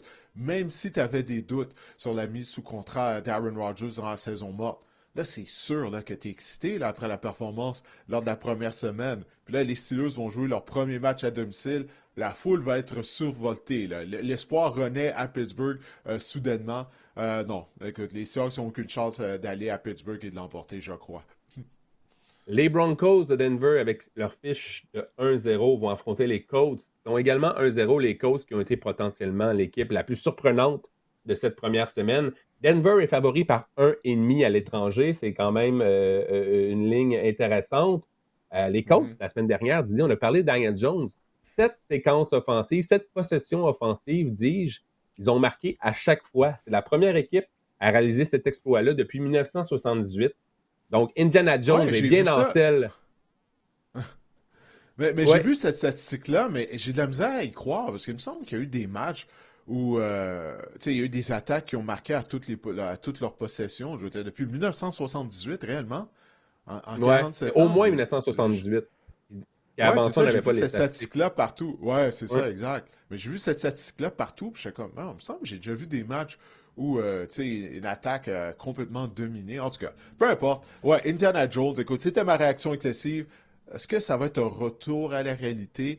Les Colts vont jouer à domicile face à une des meilleures défenses de la NFL, celle des Broncos de Denver. Ça va être un test, ça, pour Daniel Jones. J'ai hâte de voir ça. Parce que, tu sais, c'est bien beau d'avoir une bonne performance, mais à la position de carrière, on a besoin de constance. Est-ce que tu peux répéter ça toutes les semaines? Je ne dis pas d'être responsable de 3 touchés, mais d'éviter les revirements, notamment parce qu'on sait, depuis le début de sa carrière, il a fait cadeau du ballon aux équipes adverses, que ce soit avec des interceptions, des échappées notamment. Donc, est-ce qu'il peut jouer avec constance et éviter les revirements? Ça a été un très bon premier match pour lui, mais encore une fois, je le rappelle, la première semaine d'activité, c'est toujours un point de départ uniquement. Tu sais, il y a des équipes qui n'utilisent pas leurs joueurs partants durant les matchs préparatoires, donc les résultats de la première semaine d'activité, des fois, ça peut être trompeur. Mais Daniel Jones, il a bien joué. Le jeu au sol, Jonathan Taylor, également, il a connu une bonne performance. Mais les Dolphins, Marc-André, ont tellement été pourris que je ne sais pas qu'est-ce qu'on peut réellement retirer de cette performance-là. Alors là, on va peut-être avoir une meilleure réponse cette semaine lorsqu'on va affronter les Broncos. Daniel Jones a subi de la pression de la part des Dolphins sur seulement 24% de ses reculs de passe. Ça, c'est pour vous donner une idée, là, c'est le 3e plus bas total dans un match dans sa carrière. Ça veut dire que Daniel Jones n'a pas été sous pression pendant tout le match. Il a fait ce qu'il a voulu. En revanche, les Broncos, la semaine dernière, plus de 40% de pression sur les reculs de passe de Cam Ward. C'est l'une des 5 équipes à 40% et plus lors de la première semaine dans la NFL la semaine dernière. Donc, c'est là que ça va jouer. Est-ce que, parce qu'on s'entend, là, on va avoir de la pression, le front défensif va se rendre à Daniel Jones, assurément. On est grillé à ce niveau-là du côté des Broncos. Donc, j'ai bien hâte de voir comment Daniel Jones va réagir parce qu'il va avoir potentiellement moins de temps là, pour distribuer le ballon. On va accélérer. On dit toujours notre fameux cadran intérieur d'un corps arrière. Là, il va devoir qu'il réfléchisse plus vite et c'est peut-être là que Daniel Jones, ça va pousser Daniel Jones à la faute. Mais j'ai bien hâte de voir cet affrontement-là. Justement, la ligne à l'attaque, la performance de la ligne à l'attaque des Colts va être hyper importante. Et si tu me parles du côté des Broncos, Didier, j'avais pensé que les Broncos, plusieurs les voyaient prendre la place des Chiefs au sommet de l'association américaine et même de la division, dont toi. Mais on s'entend, là, tu les voyais avec une performance, on se disait qu'à sa 2e année, Bo Nix va encore une fois être meilleur, va connaître une ascension fulgurante. Ça n'a pas été ça. Là. Parle-moi un peu de Bo Nix. 2 interceptions, un échappé contre les Titans. C'était juste les Titans. Les Broncos s'en sont sortis, mais ça n'a vraiment pas été reluisant pour Bo Nix. On avait revenu le Bo Nix un peu mêlé là, du début de saison l'année dernière. Ça a été le retour de Bo Pix. C'est aussi simple que ça. Parce qu'en termes de performance, c'était facile, fallait que j'affasse cette blague-là. En termes de performance individuelle, moi, ça a été ma plus grande déception de toute la première semaine. Parce qu'il a tellement été téméraire avec certaines de ses passes. C'est à mentionner les 2 interceptions. Je ne m'attendais pas à ça de la part de Bo Nix. Je ne m'attendais vraiment pas à ça. Moi, je pensais qu'on allait avoir une continuité de sa 2e moitié de saison. Mais je suis certain qu'il va se faire coacher durant la semaine par Sean Payton. Mais il a été très téméraire, Bo Nix. Il lançait des passes à contre-courant. J'ai vraiment pas aimé ce que j'ai vu de sa part. Mais je crois qu'il va rebondir. Puis les Broncos vont aller au Lucas Oil Stadium. Puis ils vont infliger à Daniel Jones et les Colts une première défaite cette année. Les Eagles de Philadelphie et leur fiche de 1-0 vont être à Kansas City pour affronter les Chiefs. Ce sera une reprise du dernier Super Bowl, Didier. remporté par les Eagles Ouais. 40-22. Les Eagles avaient piétiné les Chiefs au Super Bowl. C'était même pas drôle. On se souvient que le quart sur le terrain, au sifflet final, c'était Kenny Pickett du côté des Eagles. C'est pour vous dire à quel point ce match-là était terminé bien avant la fin du match. J'ai hâte de voir. Là. Je pense que les Chiefs, c'est une équipe. Patrick Mahomes, Travis Kelce, c'est des gars fiers. C'est des gars qui ont de l'ego. Je pense qu'on va sortir fort là, dans ce match-là. On veut vraiment prendre notre revanche sur le dernier Super Bowl. Ah, est-ce que ça va être suffisant, là? La fierté pour défaire tes Eagles. Bon, si on se met à cibler Adoree Jackson, peut-être qu'on va pouvoir l'emporter, comme les Cowboys l'ont fait. Ben, c'est ça la question. C'est ça, j'allais dire. Parce que là, on a perdu les services de Xavier Worthy tôt dans le match contre les Chargers. Puis là, à cause de ça, on a dû cibler Marquise Brown. Marquise Brown a été ciblé 16 fois, Marc-André. 16 fois. Puis il en a échappé des passes. C'est sûr que lorsque tu regardes les statistiques, tu vas te dire, bon, il a connu un bon match, mais on l'a ciblé 16 fois. Puis là, on a échappé des passes. Puis c'est ça, Marquise Brown. Tu vois, je ne l'appelle pas Hollywood Brown, parce que quand il joue de la sorte, c'est Marquise Brown. C'est comme ça que je l'appelle, son vrai nom, qui est inscrit sur son certificat de naissance. C'est pas écrit Hollywood Brown, OK? Marquise Brown, c'est ça. Il y a une raison pourquoi. Il a été repêché, oui, par les Ravens de Baltimore en première ronde, mais il échappait des passes à Baltimore. Après ça, je crois qu'il s'est joint aux Cardinals de l'Arizona. Sais-tu quoi? Il échappait des passes en Arizona. C'est ça, Marquise Brown. Donc, l'absence de receveur, puis encore une fois, ça, c'est quelque chose dont on a parlé tout au long de l'été. On n'a pas un vrai receveur numéro 1 là, du côté des Chiefs de Kansas City. On n'a pas un receveur dominant. Travis Kelce est vieillissant. Rashee Rice est absent naturellement. Il est suspendu pour les 6 premiers matchs de la saison. Moi, je ne vois pas comment Kansas City. Je sais que le match va être au Arrowhead Stadium. On va vouloir venger notre échec contre les Eagles. Mais l'attaque, c'est un problème. C'est bizarre de dire ça des Chiefs. En plus de ça, je n'ai même pas parlé des porteurs de ballon. Kareem Hunt est lent.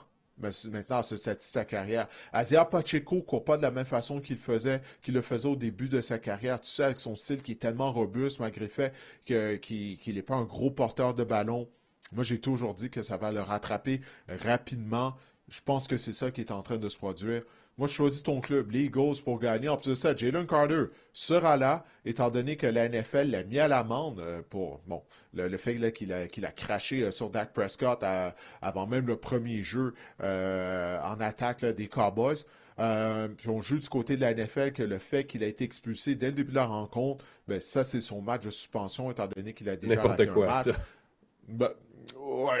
C'est ça, mais tu sais, pour avoir des suspensions au football pour quelque chose que tu as fait sur le terrain, ça en prend beaucoup, là. Ça en prend vraiment beaucoup. Donc, tout ça pour dire, il va être de retour au jeu. Il a beaucoup de choses à se faire pardonner, Jalen Carter. Je m'attends à ce qu'il connaisse un fort match. C'est une des raisons pour laquelle je choisis Philadelphie pour gagner. On peut parler de l'attaque des Chiefs. Est-ce qu'on peut parler de la défense aussi, qui ont accordé 394 verges d'attaque aux Chargers? Ça n'a pas été reluisant non plus à ce niveau-là. Je commence à penser que peut-être les Chiefs, justement, là, on n'est plus la force dominante là, qu'on était au cours des dernières années. Par contre, est-ce qu'on peut vraiment, dans un match où Patrick Mahomes sera motivé, assurément, est-ce qu'on peut vraiment parier contre Patrick Mahomes? C'est la question, parce que Patrick Mahomes a une fiche de 14-2 dans les matchs suivant une défaite en saison régulière.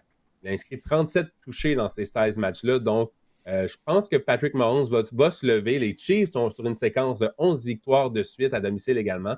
Donc, ce sont des statistiques qui jouent en défaveur des Eagles, mais j'ai tellement trouvé... On parlait tantôt de Dak Prescott également, Didier, là, avec son fameux torque, là, comme dirait mon père, mais j'ai vraiment trouvé que Jalen Hurts également avait l'air en parfaite santé. Parfois, par le passé, on le voyait qu'il courait peut-être juste quand c'était nécessaire, mais là, j'ai trouvé vraiment qu'il avait l'air en forme avec ses jambes. Il a couru de belles courses, les décisions étaient franches également. Donc, j'ai vraiment aimé la performance des Eagles et de Jalen Hurts en particulier. Les Chiefs sont favoris par 1,5 à domicile, mais je choisis mes Eagles pour l'emporter également. Ouais, tu dis, ça fait peur de parier contre Patrick Mahomes. Moi, j'ai pas peur de parier contre Patrick Mahomes maintenant, OK? Moi, j'avais choisi les Eagles de Philadelphie. Je suis un des rares à avoir choisi les Eagles pour défaire les Chiefs. C'est ça, les gens l'oublient, là. Tout le monde dit, oui, Patrick Mahomes va gagner un autre Super Bowl. Tout le monde était sur le bandwagon des Chiefs. Moi, j'ai été un des rares à choisir les Eagles pour l'emporter. Ça ne m'effraie plus, OK? de parier contre Patrick Mahomes. C'est pas la même équipe. C'est plus la grosse machine rouge qui marquait une trentaine de points toutes les semaines auparavant. On a parlé des ennuis qu'on a à la position de receveur. Alors, j'espère que tes Eagles vont pas me faire mal paraître, là, puis qu'ils vont être en mesure de gagner au Arrowhead Stadium. Les Falcons d'Atlanta, avec leur fiche de 0 et 1, vont affronter les Vikings qui sont 1-0. C'est le match du dimanche soir. Minnesota est favori par 4,5 et ce sera un affrontement avec Michael Penix et J.J. McCarthy. Ce sera le premier duel entre les deux dans la NFL, mais c'était affronté lors du championnat national en 2024. Michael Penix était pour l'Université de Washington et J.J. McCarthy pour l'Université du Michigan. Michigan l'avait emporté 34-13. Didier, est-ce que Michael Penix pourra prendre sa revanche dans la NFL? Ah. Ça fait 2 ans de ça. Là. Je pense qu'il a d'autres choses en tête, Michael Penix. En tout cas, je l'espère là, de son côté. Moi, j'aimerais parler de J.J. McCarthy d'abord, avant tout, Marc-André, si tu me le permets. Parce que j'ai vraiment été impressionné par sa performance. Tu sais, le match avait mal commencé pour lui. Victime d'une interception, retourné pour un toucher. Tu parles de carrière qui effectuait le premier départ de sa carrière dans la NFL. Puis à ce moment-là, comme tout le monde, lorsque je regardais le match, je croyais que c'était terminé. Tu sais, je me disais, ben là, il va perdre confiance après l'interception pour un toucher. Ben non, ça a été le contraire du côté de McCarthy. C'est là qu'il a joué son meilleur football.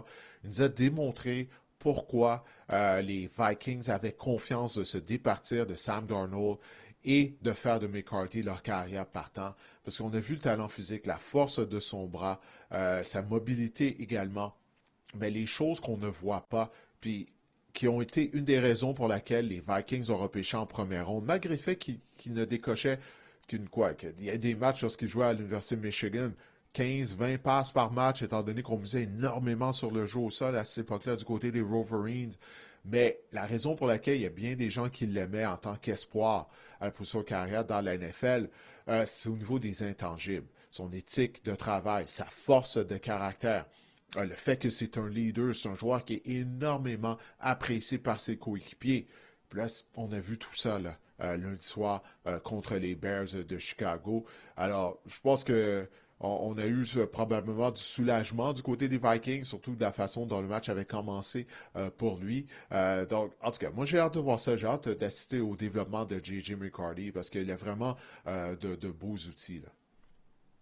Des fois, à quel point les opinions des gens peuvent varier au cours d'un match. Tu sais, là, lors des 2-3 premiers quarts, je voyais sur les réseaux sociaux, sur Twitter, en même temps, je regardais un petit peu, puis les gens disaient « on sait bien, J.J. McCarthy, on savait finalement qu'il était juste un gars qui était capable de remettre les ballons au porteur de ballon à l'Université du Michigan. On sait bien, J.J. McCarthy, c'est un gars que lorsqu'il ne joue pas contre Northwestern, de la misère à lancer pour plus de 5 verges. Et puis finalement, on a vraiment vu au 4e quart. Tu sais, quand on dit que le jeu ralentit à un moment donné pour un quart, je trouve que c'est vraiment ça. Là. C'est un scénario de film Hollywood. Là. Toujours les films de football, là, quand au début du film, ils sont vraiment pas bons, puis à la fin, ils remportent le championnat. Ben, c'était ça. Là, J.J. McCarthy ça a vraiment été un scénario de film, le 4 quarts de son premier match dans la NFL. C'était le longest yard. Là. C'est quoi en français? Le dernier essai? On pourrait dire ça. Je sais pas c'est quoi la traduction de longest yard. En tout cas, ouais. C'est clairement pas la plus longue verge parce que ça pourrait porter à confusion sur le titre de film, c'est mon avis. Mais oui, je pense que c'est ça, le dernier essai. Mais oui, ça pour vous dire que... Ça pour dire que je choisis les Vikings pour l'emporter, remporter ce match et aussi peut-être apporter un point sur le statut de Drake London qui est un cas incertain. Il s'est blessé à l'épaule, on dit du côté des Falcons qu'il est toujours le jour. Mais s'il ne dispute pas la rencontre, ça serait une énorme perte pour les Falcons dans ce match-là. Oui. Donc, je choisis les Vikings pour l'emporter. Oui, parce qu'en plus, la semaine dernière, les Falcons étaient sans les services de Darnell Mooney, receveur de passe. Alors là, sans Drake London, on a vu de quoi l'attaque des Falcons avait l'air, parce qu'en fin de rencontre, c'était difficile une fois que le London a quitté le match de la semaine dernière contre les Buccaneers de Tampa Bay. Puis en plus de ça, le jeu au sol des Falcons, oui, je sais, Bijan Robinson a inscrit un touché. Il a amassé plus de 100 verges, je crois qu'il a eu 10 réceptions. Mais au sol, les Falcons ont été incapables à peu près de courir avec le ballon. Marc-André, 28 courses sur 69 verges, une moyenne de 2,5 verges par course. Imagine-toi, là, si Drake London n'est pas là en plus, puis là, on n'est pas capable de courir avec le ballon, on va devoir là, courir avec le ballon, parce qu'on va aller au Minnesota où ça va être extrêmement bruyant contre une des bonnes défenses de la NFL. Brian Flores, il va tout faire pour mélanger Michael Penix, choisit les Vikings pour gagner, puis je suis très confiant là, que Minnesota sera victorieux. Les Buccaneers de Tampa Bay et leur fiche de 1-0 vont affronter les Texans. Donc 0-1, ce sera le premier match du lundi soir. Il y en aura 2 cette semaine. Houston est favori par 2,5. Pardon. Attends-moi, Didier, je vais aller mettre de l'argent. Houston est favori par 2,5. Houston est vraiment favori. Ouais. Vite avant que ça change. Allons mettre de l'argent sur les... Laisse-moi placer un pari immédiatement là-dessus. Là. Attends une minute. Vraiment? Oui. Wow! C'est pas une erreur, j'ai regardé 2 fois là, avant de remplir ça. 2,5. Bref, j'ai marqué dans mes notes Houston une attaque médiocre de la semaine numéro 1. 9 points, on a vraiment récolté seulement 7 premiers jeux également par la passe, inefficace en troisième essai. Je vais mettre mon hypothèque sur les Bucks. Non, mais sérieusement, je vais pas t'interrompre, mais wow! OK. Oui. Mais du côté des Texans, la clé pour l'emporter, ben, ça sera une autre grosse performance de la défense. Il va falloir que Baker Mayfield commette des erreurs, puis il va falloir que la défense des Texans en profite, parce que sinon, je vois pas comment les Texans pourraient remporter ce match-là. Houston, ça c'est une autre équipe dont on avait parlé durant la saison morte, des problèmes potentiels. Tous ces problèmes-là ont fait surface, dont notamment la ligne à attaque. La ligne à attaque de Houston a été exécrable la semaine dernière. Je sais, on affrontait les Rams qui misent sur un des meilleurs fronts de la NFL, mais on a été victime de 5 pénalités avant même la mise en jeu du ballon, Marc-André.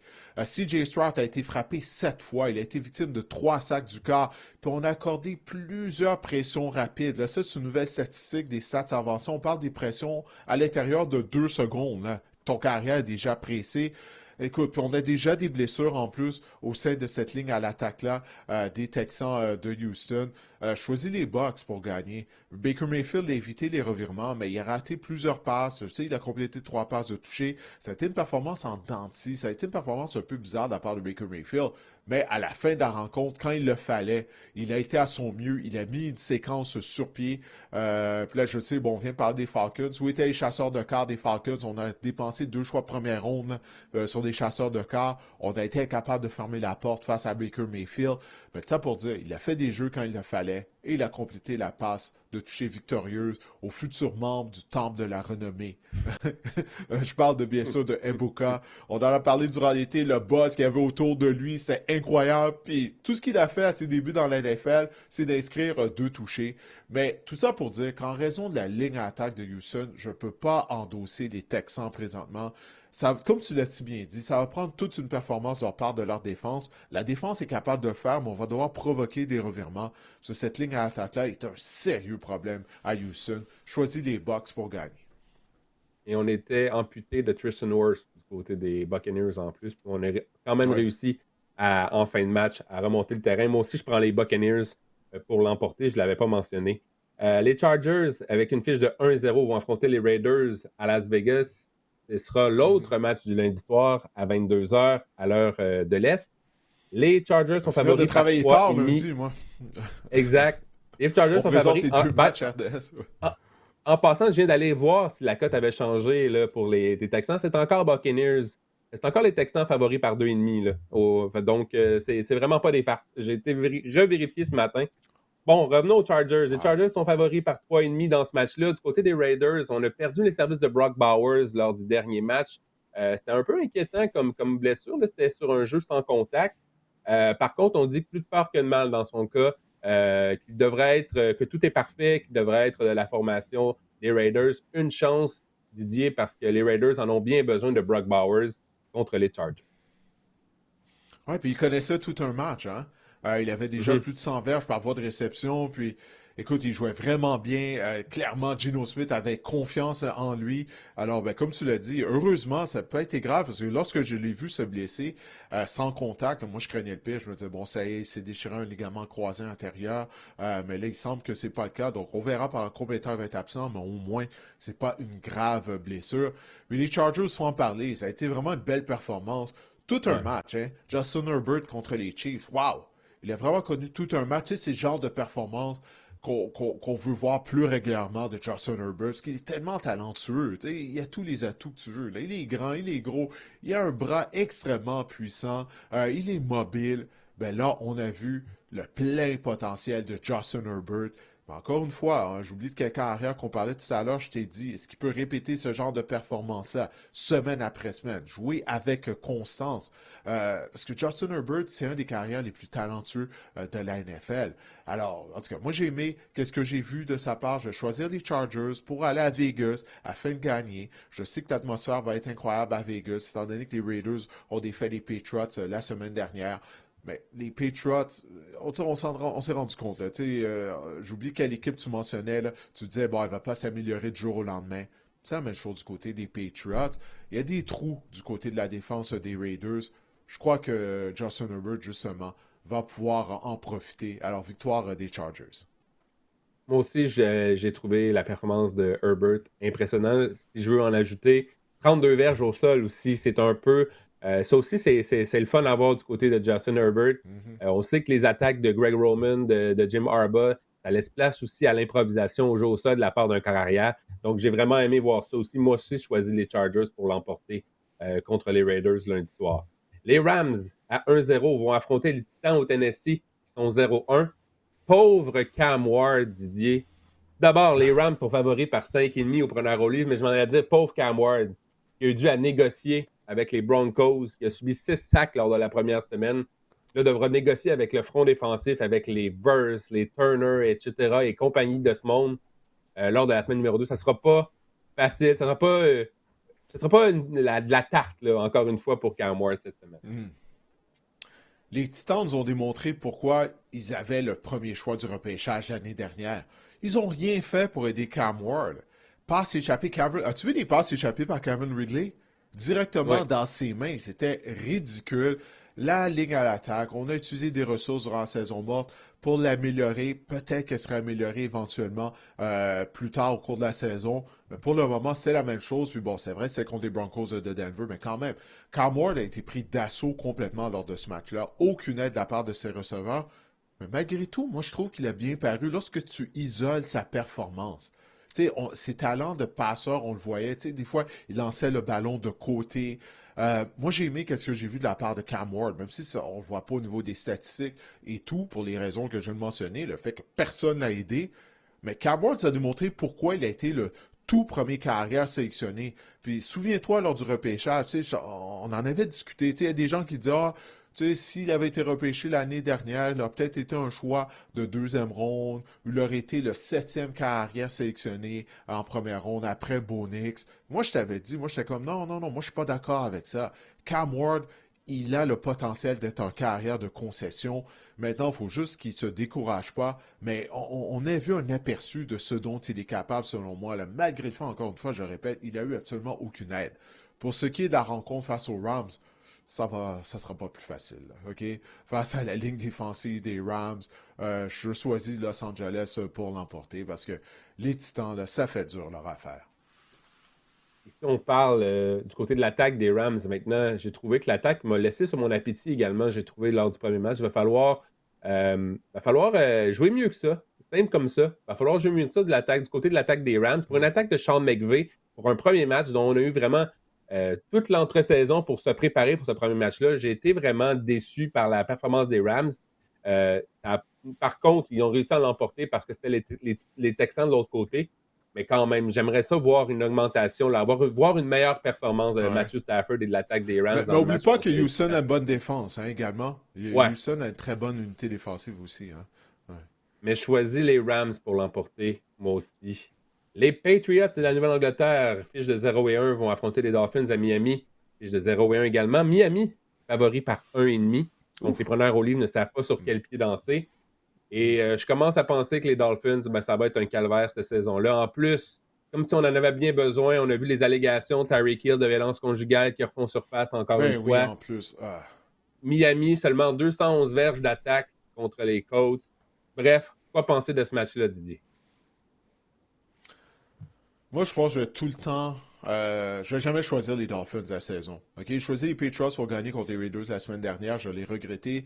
Je les choisis à nouveau. Je peux pas endosser rien qui se passe à Miami en ce moment. Écoute, les Dolphins, ça aussi, là, ça je disais, dont on avait parlé durant l'été. Je m'étais entretenu avec Renaud Bourbonnais, qui était un grand fan des Dolphins.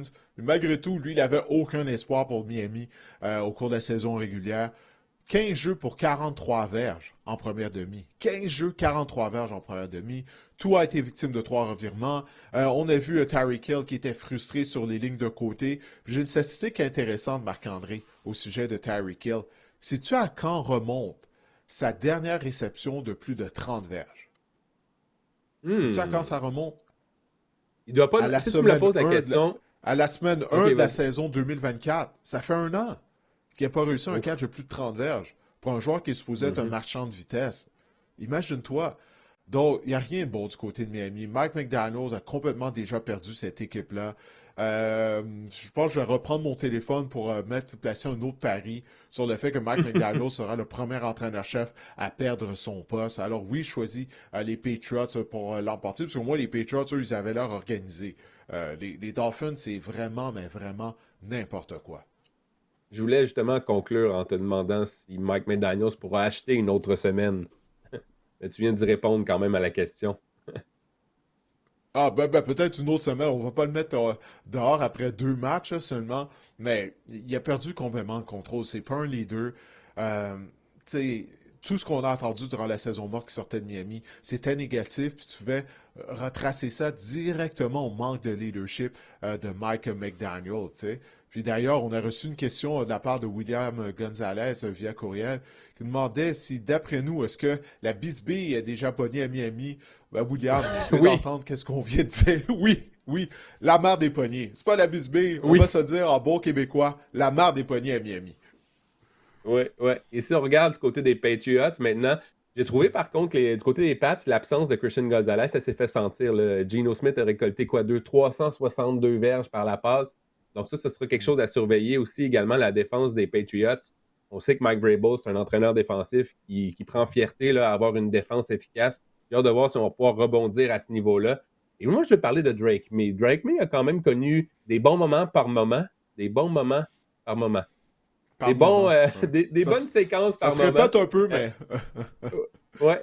Des bonnes séquences par moment, mais j'ai des statistiques sur Drake May dans les matchs d'une possession en deuxième demi dans sa carrière.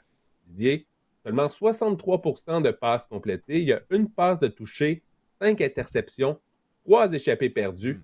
Il était victime de 7 sacs. Donc, en 63 tentatives de passe dans les matchs d'une possession en deuxième demi, 67 tentatives de passe, 8 revirements et 7 jeux négatifs. C'est vraiment pas l'idéal. Il va falloir que Drake May, justement, si les Patriots veulent accéder à un niveau supérieur, il va falloir que Drake May soit meilleur dans les matchs importants, dans les moments cruciaux, dans les matchs d'une possession. Si il veut guider les Patriots là, en éliminatoire plutôt que tard. Et j'ai choisi les Patriots pour l'emporter, par exemple, également contre les Dolphins.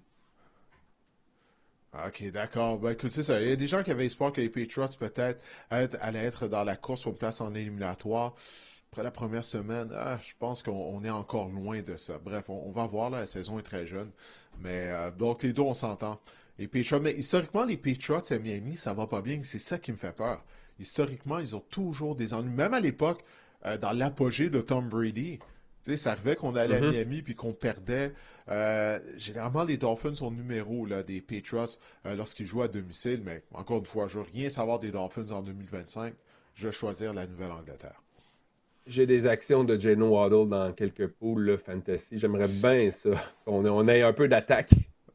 Honnêtement, je pensais que ça allait être l'éclosion de Jalen Waddle là, à cause justement des problèmes de Tyreek Hill. Je me suis dit, Jalen Waddle, ça va être lui cette année, enfin. En tout cas, bref. J'aimerais savoir un peu quelque chose à mettre sous la dent. Là.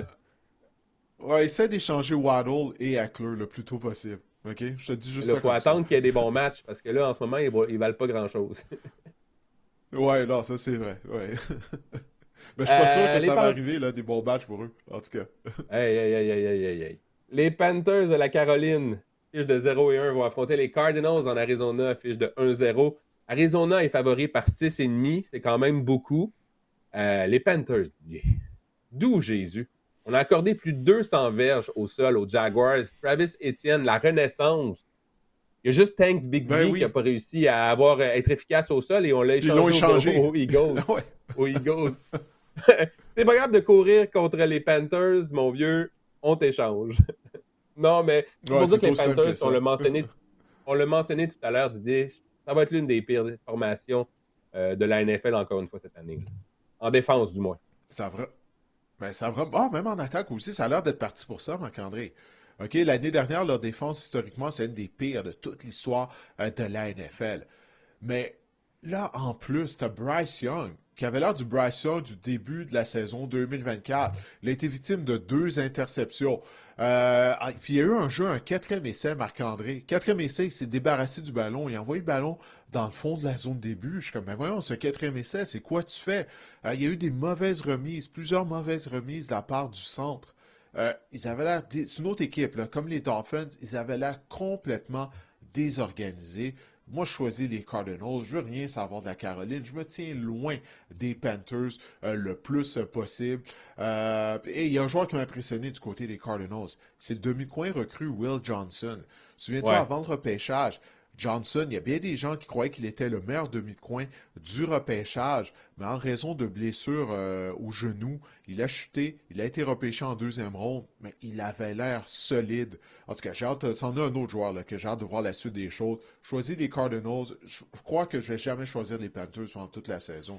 Vraiment, là, ça a été eux et Miami, les 2 pires performances de la première semaine. Soyez certain d'insérer James Conner dans votre formation fantasy. Et même Trey Benson cette semaine. Oui, absolument. Peut être une option. Tout le monde. Peut être une option dans votre pivot, là, dans votre flex. Les Panthers de la Caroline fichent de 1-15 sur la route avec Bryce Young au poste de quart. Ça dit tout. Je prends les Cardinals pour l'emporter. Les Browns le buffet de est Cleveland ouvert pour les joueurs des Cardinals pour le fantasy football. Exact. Les Browns de Cleveland à 0-1 vont affronter les Ravens qui sont 0-1. J'avais écrit 1-0, mon Dieu. Les Ravens sont favoris par 10,5 au preneur au livre. Je vais prendre les Ravens pour l'emporter, mais mon Dieu, les Ravens, on en a parlé tellement l'année dernière, durant l'entre-saison. On est incapable de se lever dans les matchs importants. Et encore une fois, on a laissé les Bills revenir de l'arrière de 15 points avec 4 minutes à faire. C'est vraiment mental, là. On a vraiment un problème de conscience et psychologique, l'affaire des Ravens. Je me demande si on va pouvoir vraiment venir à bout de ce complexe d'infériorité-là sous John Harbaugh. John Harbaugh, en carrière, Marc-André, 17 fois depuis le début de sa carrière, là, puis lui, il a toujours été entraîneur-chef à Baltimore, mais 17 fois, il a perdu des avances de 10 points ou plus en 2e demi. C'est un thème récurrent. Ça fait des années. Puis, tu sais, c'est arrivé contre des mauvaises équipes au plus. Je me souviens, est-ce que c'est l'année dernière ou il y a 2 ans, à domicile, on avait essayé les Raiders revenir pour gagner. On a perdu à domicile contre les Raiders. Je crois que c'est il y a 2 ans. Les Browns. Oui, contre les Browns également. Donc, c'est un thème récurrent du côté des Ravens de Baltimore. Ça ne peut pas arriver continuellement. Puis à chaque fois, il y a quelque chose de nouveau qui arrive. Là, c'est Derrick Henry. Derrick Henry qui échappe le ballon. Tu sais, c'est un vétéran. Il aurait dû avoir 2 mains sur le ballon. Encore une fois, on en a parlé durant l'été, comme tu l'as dit. On va devoir attendre au mois de janvier pour évaluer les Ravens, parce qu'ils vont se qualifier pour les éliminatoires, à moins d'une catastrophe, d'une blessure à Lamar. Mais il y a un bon remède, celui des Browns et des Cleveland qui s'amène à Baltimore. Mais même là, je dis un bon remède. Je dois montrer un peu plus de respect à Cleveland, parce que je l'ai dit tout à l'heure, défensivement, on a vraiment bien joué la semaine dernière contre les Bengals de Cincinnati. Même en attaque, on a fait de bonnes choses, mais les passes échappées ont vraiment fait mal. Étant donné que les Browns trouvent tout le temps une façon de perdre, ben, je pense que c'est ça qui va se produire encore à Baltimore. Alors, j'y vais avec les Ravens. Les Ravens pour l'emporter, mais j'aimerais ça voir une meilleure performance de la défense. Ça allait bien contre les Bills pendant la première demi, mais on s'est encore écroulé en fin de match. Donc, j'aimerais ça voir la défense qui, selon moi, sera dominante là, des Ravens cette année. Connaître une bonne performance contre les Browns. il y a une semaine, je pensais ça. La défense des Ravens allait être dominante, mais là, ça a vraiment secoué la confiance que j'avais envers cette unité, la performance. Contre Buffalo, mais c'est quand même... Écoute, ce sont les Bills, là, c'est une des meilleures attaques de la NFL. Quoi. Les Bills, c'est quoi? Ils ont marqué plus de 30 points, j'ai oublié combien de fois l'année dernière, puis ils mis sur Superman en Josh Allen. Je suis obligé de leur donner le bénéfice du doute, mais je ne peux pas leur donner le bénéfice du doute pour les écroulements en deuxième demi. On joue contre les Browns. Alors, les deux ont choisi les Ravens afin de rebondir à la suite de leur défaite crève-cœur de la première semaine. Absolument. Absolument. Ça complète d'ailleurs notre tour d'horizon des matchs de la NFL pour la semaine numéro 2. Donc, Didier, si on regarde maintenant du côté des prédictions pour la semaine numéro 2 et nos prédictions également pour la semaine dernière, on peut voir que tu as terminé avec une fiche de 11-5, chapeau. Moi, je suis à 10. Le meneur, Wild Gizmo, 16-0. Tabarouette. J'espère qu'on a mis de l'argent. J'espère qu'il a mis de l'argent, mis au jeu de prédiction ou ces choses-là. J'espère pour lui, 16-0, il faut le faire là quand même. Là. Wow! Ouais. Ben écoute, félicitations à Wild Gizmo et félicitations à Guillaume, qui parmi nous trois, c'est lui qui a la meilleure fiche. 12-4, il y avait quelques-uns de ses choix la semaine dernière. On s'est dit, OK, Guillaume va me prendre des chances. Mais c'est quoi? Il a parié puis il a gagné. Donc, c'est lui qui a la meilleure fiche. Les Colts cette semaine, Guillaume, encore une fois, les Falcons, les Chiefs. Disais, toi puis moi, on est pareil, c'est pas compliqué. C'est un peu plate, d'ailleurs. J'ai une victoire de plus que toi. OK, pour cette semaine, ouais. Ouais. Ouais, c'est ça. Ben, écoute, non, la saison est longue, c'est correct. La saison est longue. Alors, peu importe, j'ai conservé mon avance d'un match sur toi, étant donné qu'on a exactement les mêmes choix.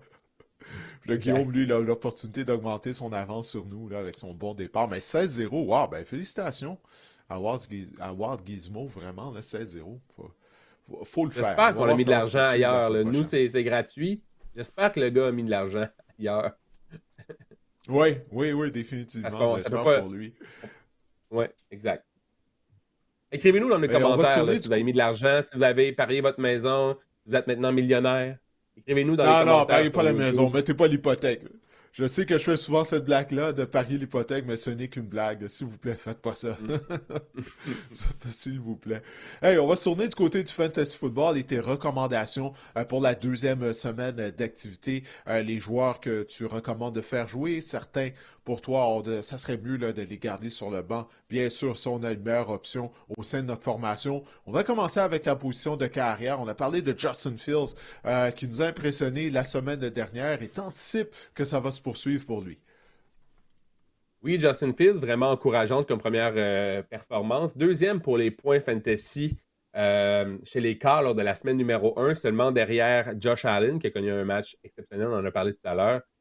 Justin Fields, il ne faut pas oublier Didier là, qu'à ses 5 derniers matchs, il a obtenu en moyenne 24 points fantasy par match. C'est vraiment impressionnant. C'est sûr que Justin Fields, son pain et son beurre, c'est les verges au sol. Et ça tombe bien, on affronte les Bills cette semaine côté des Jets. La semaine dernière, les Bills ont accordé 70 verges au sol et un touché à Lamar Jackson, entre autres. Donc, je pense que Justin Fields va pouvoir peut-être, on l'a vu, qu'il y avait de l'espace pour Lamar Jackson dans la défense des Bills pour courir. Je pense que Justin Fields va pouvoir faire un peu la même chose là, que Lamar Jackson à ce niveau-là. Et je pense qu'il est à insérer dans votre formation. C'est un quart là, qui va assurément, selon moi, terminer dans le top 7-8 à la position de carrière cette semaine. Puis là, tu n'as pas vraiment confiance en Daniel Jones finalement? Parce que là, tu recommandes le clou au bas cette semaine. Tu ne crois pas en Danny Dimes, Danny Dollar, Indiana Jones, l'homme aux plusieurs surnoms? Ben écoute, moi j'ai peur des Broncos un peu, ça m'effraie. Là, j'ai peur vraiment. La semaine dernière, on sait que la défense des Broncos s'estaque contre Cam Ward. Daniel Jones, c'était beau la semaine dernière, vraiment chapeau. Deuxième, lui aussi, chez les Cards, donc à égalité avec Justin Fields pour le nombre de points fantasy à la position de carrière.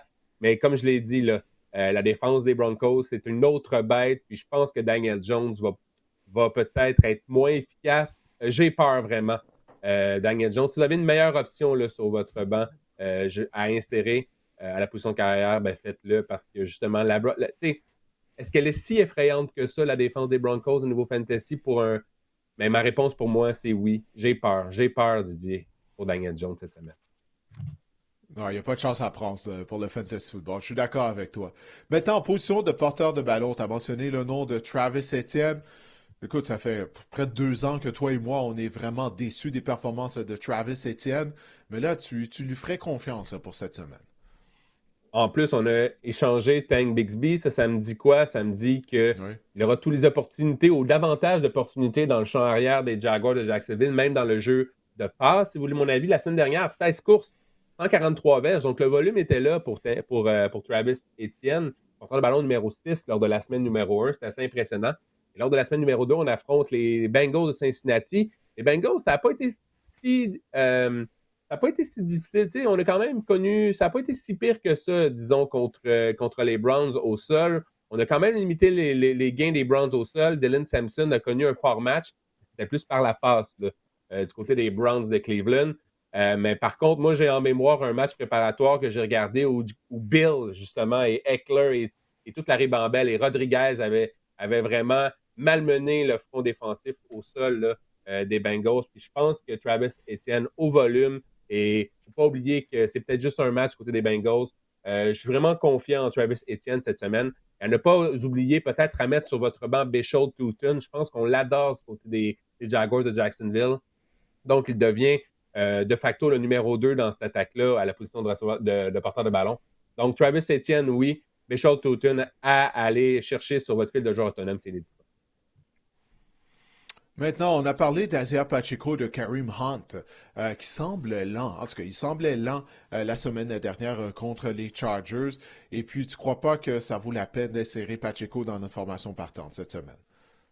Kareem Hunt semblait lent, mais surtout, il était utilisé en troisième essai ou en situation de passe. En fait, Isaiah Pacheco avait l'air en santé. Ça, c'est un point positif. Mais il a seulement joué 50% des jeux lors de la semaine numéro 1. Est-ce que c'est un retour progressif ou est-ce que c'est ça qu'on veut vraiment implanter cette saison du côté des Chiefs? L'autre 50% a été partagé par Hunt et Rashard Smith également. Lors de la semaine numéro 2, on affronte les Eagles de Philadelphie. Vous allez me dire, oui, Javonte Williams a connu du succès fantasy, mais seulement 3,6 verges par portée lors de la semaine numéro 1. Et s'il n'était pas tombé dans la zone de début 2 fois, ça aurait été vraiment plus épouvantable comme statistique. Il a vraiment été chanceux. Là. Il y a eu des pénalités, si vous vous en souvenez, qui ont mené ou qui ont amené les Cowboys à la porte des buts. Donc, je pense que les porteurs de ballon des Chiefs sont à proscrire cette semaine contre les Eagles, même si c'est à domicile. Stephen Diggs, il a disputé son premier match dans l'uniforme des Patriots de la Nouvelle-Angleterre la semaine dernière. Puis là, en théorie, il a une confrontation avantageuse face aux Dolphins. Je parlais de retour progressif, mais ça a été ça pour Stephen Diggs lors de la semaine numéro 1. Seulement 41% des jeux joués des Patriots, mais ciblé 7 fois. Lorsqu'on l'a ciblé lorsqu'il était sur le terrain, le sommet chez les Pats, c'est 8 cibles. Et Sean Boutte, là, d'ailleurs, qui est un waiver wire, là, qui est un joueur assez populaire pour les joueurs sur votre fil de joueurs autonomes cette semaine. Par contre, Stephen Diggs a été la première lecture de Drake May 20% du temps. Donc, ça vient ce que j'essaie de vous dire. Il n'a pas été là beaucoup sur le terrain, c'était progressif, mais il a été ciblé beaucoup et il a été regardé beaucoup par Drake May. Donc, ça peut juste y aller en augmentant la production de Stephen Diggs, à mon avis. Lors de la semaine numéro 2, on affronte les Dolphins, qui ont accordé une trentaine de points aux receveurs des Colts la semaine dernière. Michael Pittman a même connu un fort match, 80 verges, un touché, si ma mémoire est bonne. Donc oui, Stephen Diggs, je suis confiant que de fil en aiguille, là, il va connaître du succès au niveau fantasy et je pense que ça pourrait arriver dès la semaine numéro 2 contre les Dolphins. Allez, on va surveiller ça. Maintenant, Chris Olave des Saints de la Nouvelle-Orléans. Bon, au moins, il est en santé maintenant. Mais toutefois, toi, tu recommandes le clou au banc cette semaine. On va jouer encore une fois du football de rattrapage du côté, potentiellement du moins du côté des Saints. Ça peut être un avantage pour Chris Olave. 13 ciblé 13 fois la semaine dernière. C'est un sommet chez les Saints, mais seulement 7 réceptions. C'est là que le bas blesse, comme on dit. Parce que Spencer Rattler, 59% de passes complétées seulement. C'est épouvantable lors de la semaine numéro 1. Donc, c'est vraiment ça qui m'inquiète dans le cas de Chris Olave. Le pourcentage de passes complétées est vraiment trop bas pour Spencer Rattler. Je ne pense pas que Chris Olave va pouvoir être une option viable au niveau fantasy, être constant également, aller chercher une constance au niveau fantasy. Lors de la semaine numéro 2, on affronte les 49ers de San Francisco qui, oui, ont accordé 124 verges de gain à Jackson Smith-Njigba lors de la semaine numéro 11. Mais les autres receveurs, aucun autre receveur a plus de 15 verges chez les Seahawks la semaine dernière. Donc, moi, ce que ça me dit, c'est que c'est qu'on a quand même été efficace contre la position de receveur de passe du côté des San Francisco. Et je clouerais au banc Chris Olave cette semaine. On va se tourner maintenant à la position d'ailier rapproché. Travis Kelce et les Chiefs. Bon, qu'est-ce que tu penses que Travis Kelce va offrir en termes de performance contre ton équipe, les Eagles de Philadelphie? D'habitude, j'arrive avec cette chronique-là avec des chiffres, des statistiques qui prouvent mon point, mais là, c'est vraiment juste, j'avais le goût d'y aller d'une question de feeling. C'est mon feeling. Je pense que Travis Kelce a des choses à se faire pardonner. On s'en souvient, lors du Super Bowl l'année dernière, 6 réceptions, 39 verges. Je n'avais vraiment pas été un facteur dans la défaite des Chiefs au Super Bowl. Et je pense que Travis Kelce, c'est un gars fier, justement. On va chercher justement le sentiment de fierté, l'ego également de Travis Kelce. Lors de la semaine numéro 1, 4 réceptions, mais si ça n'avait pas été d'un toucher sur 37 verges, les statistiques auraient été pas mal moins éloquentes. Et en l'absence de Xavier Worthy, de Rashee Rice, l'absence potentielle, on n'est pas convaincu que Worthy va rater la rencontre. Je pense qu'on va devoir se tourner vers Travis Kelce. Tu l'as dit, Hollywood Brown a échappé des ballons. Je pense que l'attaque va passer par Kelce. Et encore là, les chiffres tendent à montrer que ce n'est pas vraiment un joueur à insérer dans votre formation, mais justement, je pense que Travis Kelce, ces athlètes-là, qui sûrement me semble la renommée, je pense que c'est un joueur qui sait se lever dans les grands moments. Je pense que Travis Kelce, justement parce qu'on est à la recherche d'un receveur de passe dans le jeu aérien, je pense qu'il va se lever pour ce match-là et il pourrait connaître du succès. Je me fatigue jamais de voir la photo de Travis Kelce que Guillaume a fait avec Taylor Swift dans le coin en bas à droite.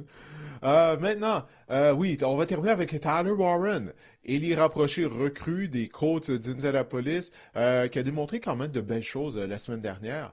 Mais on ne peut pas affronter les Dolphins à toutes les semaines, donc tu penses que ça va être plus corsé pour lui? Je pense pas que les propriétaires de Tyron vont pouvoir se permettre de le laisser sur votre banc. Ce que j'essaie plutôt de vous dire ici, c'est de tempérer les attentes cette semaine contre les Broncos. La semaine dernière, ça a été vraiment incroyable comme début pour Tyler Warren. Il est rapproché numéro 3 au niveau fantasy en format PPR, ciblé 31% du temps par Daniel Jones. C'est peut-être ça aussi qui a mené au succès de Daniel Jones. On avait un ailier rapproché qui, enfin, à Indianapolis, capte des ballons. Lors de la semaine numéro 2, j'en ai parlé avec Jones. On affronte les Broncos. Denver, l'année dernière, moyenne de 10 points alloués seulement en fantasy. Vous aviez rapproché adverse. C'était l'un des meilleurs ratios dans la NFL. La semaine dernière, je peux vous donner une idée, Chig Okonkwo, 3 réceptions, 19 verges seulement. Donc, ça n'a vraiment pas été efficace à ce niveau-là. Je pense que Tyler Warren est de loin plus talentueux que Chig Okonkwo. Ce que j'essaie de vous dire, c'est que, justement, c'est tempérer vos attentes. Je serais même peut-être pas surpris de voir Tyler Warren être surveillé par Pat Surtain, là, qui est quand même un gros demi de coin. Donc, à certains moments dans le match. Donc, j'ai bien hâte de voir ce que ça va donner, cette confrontation-là.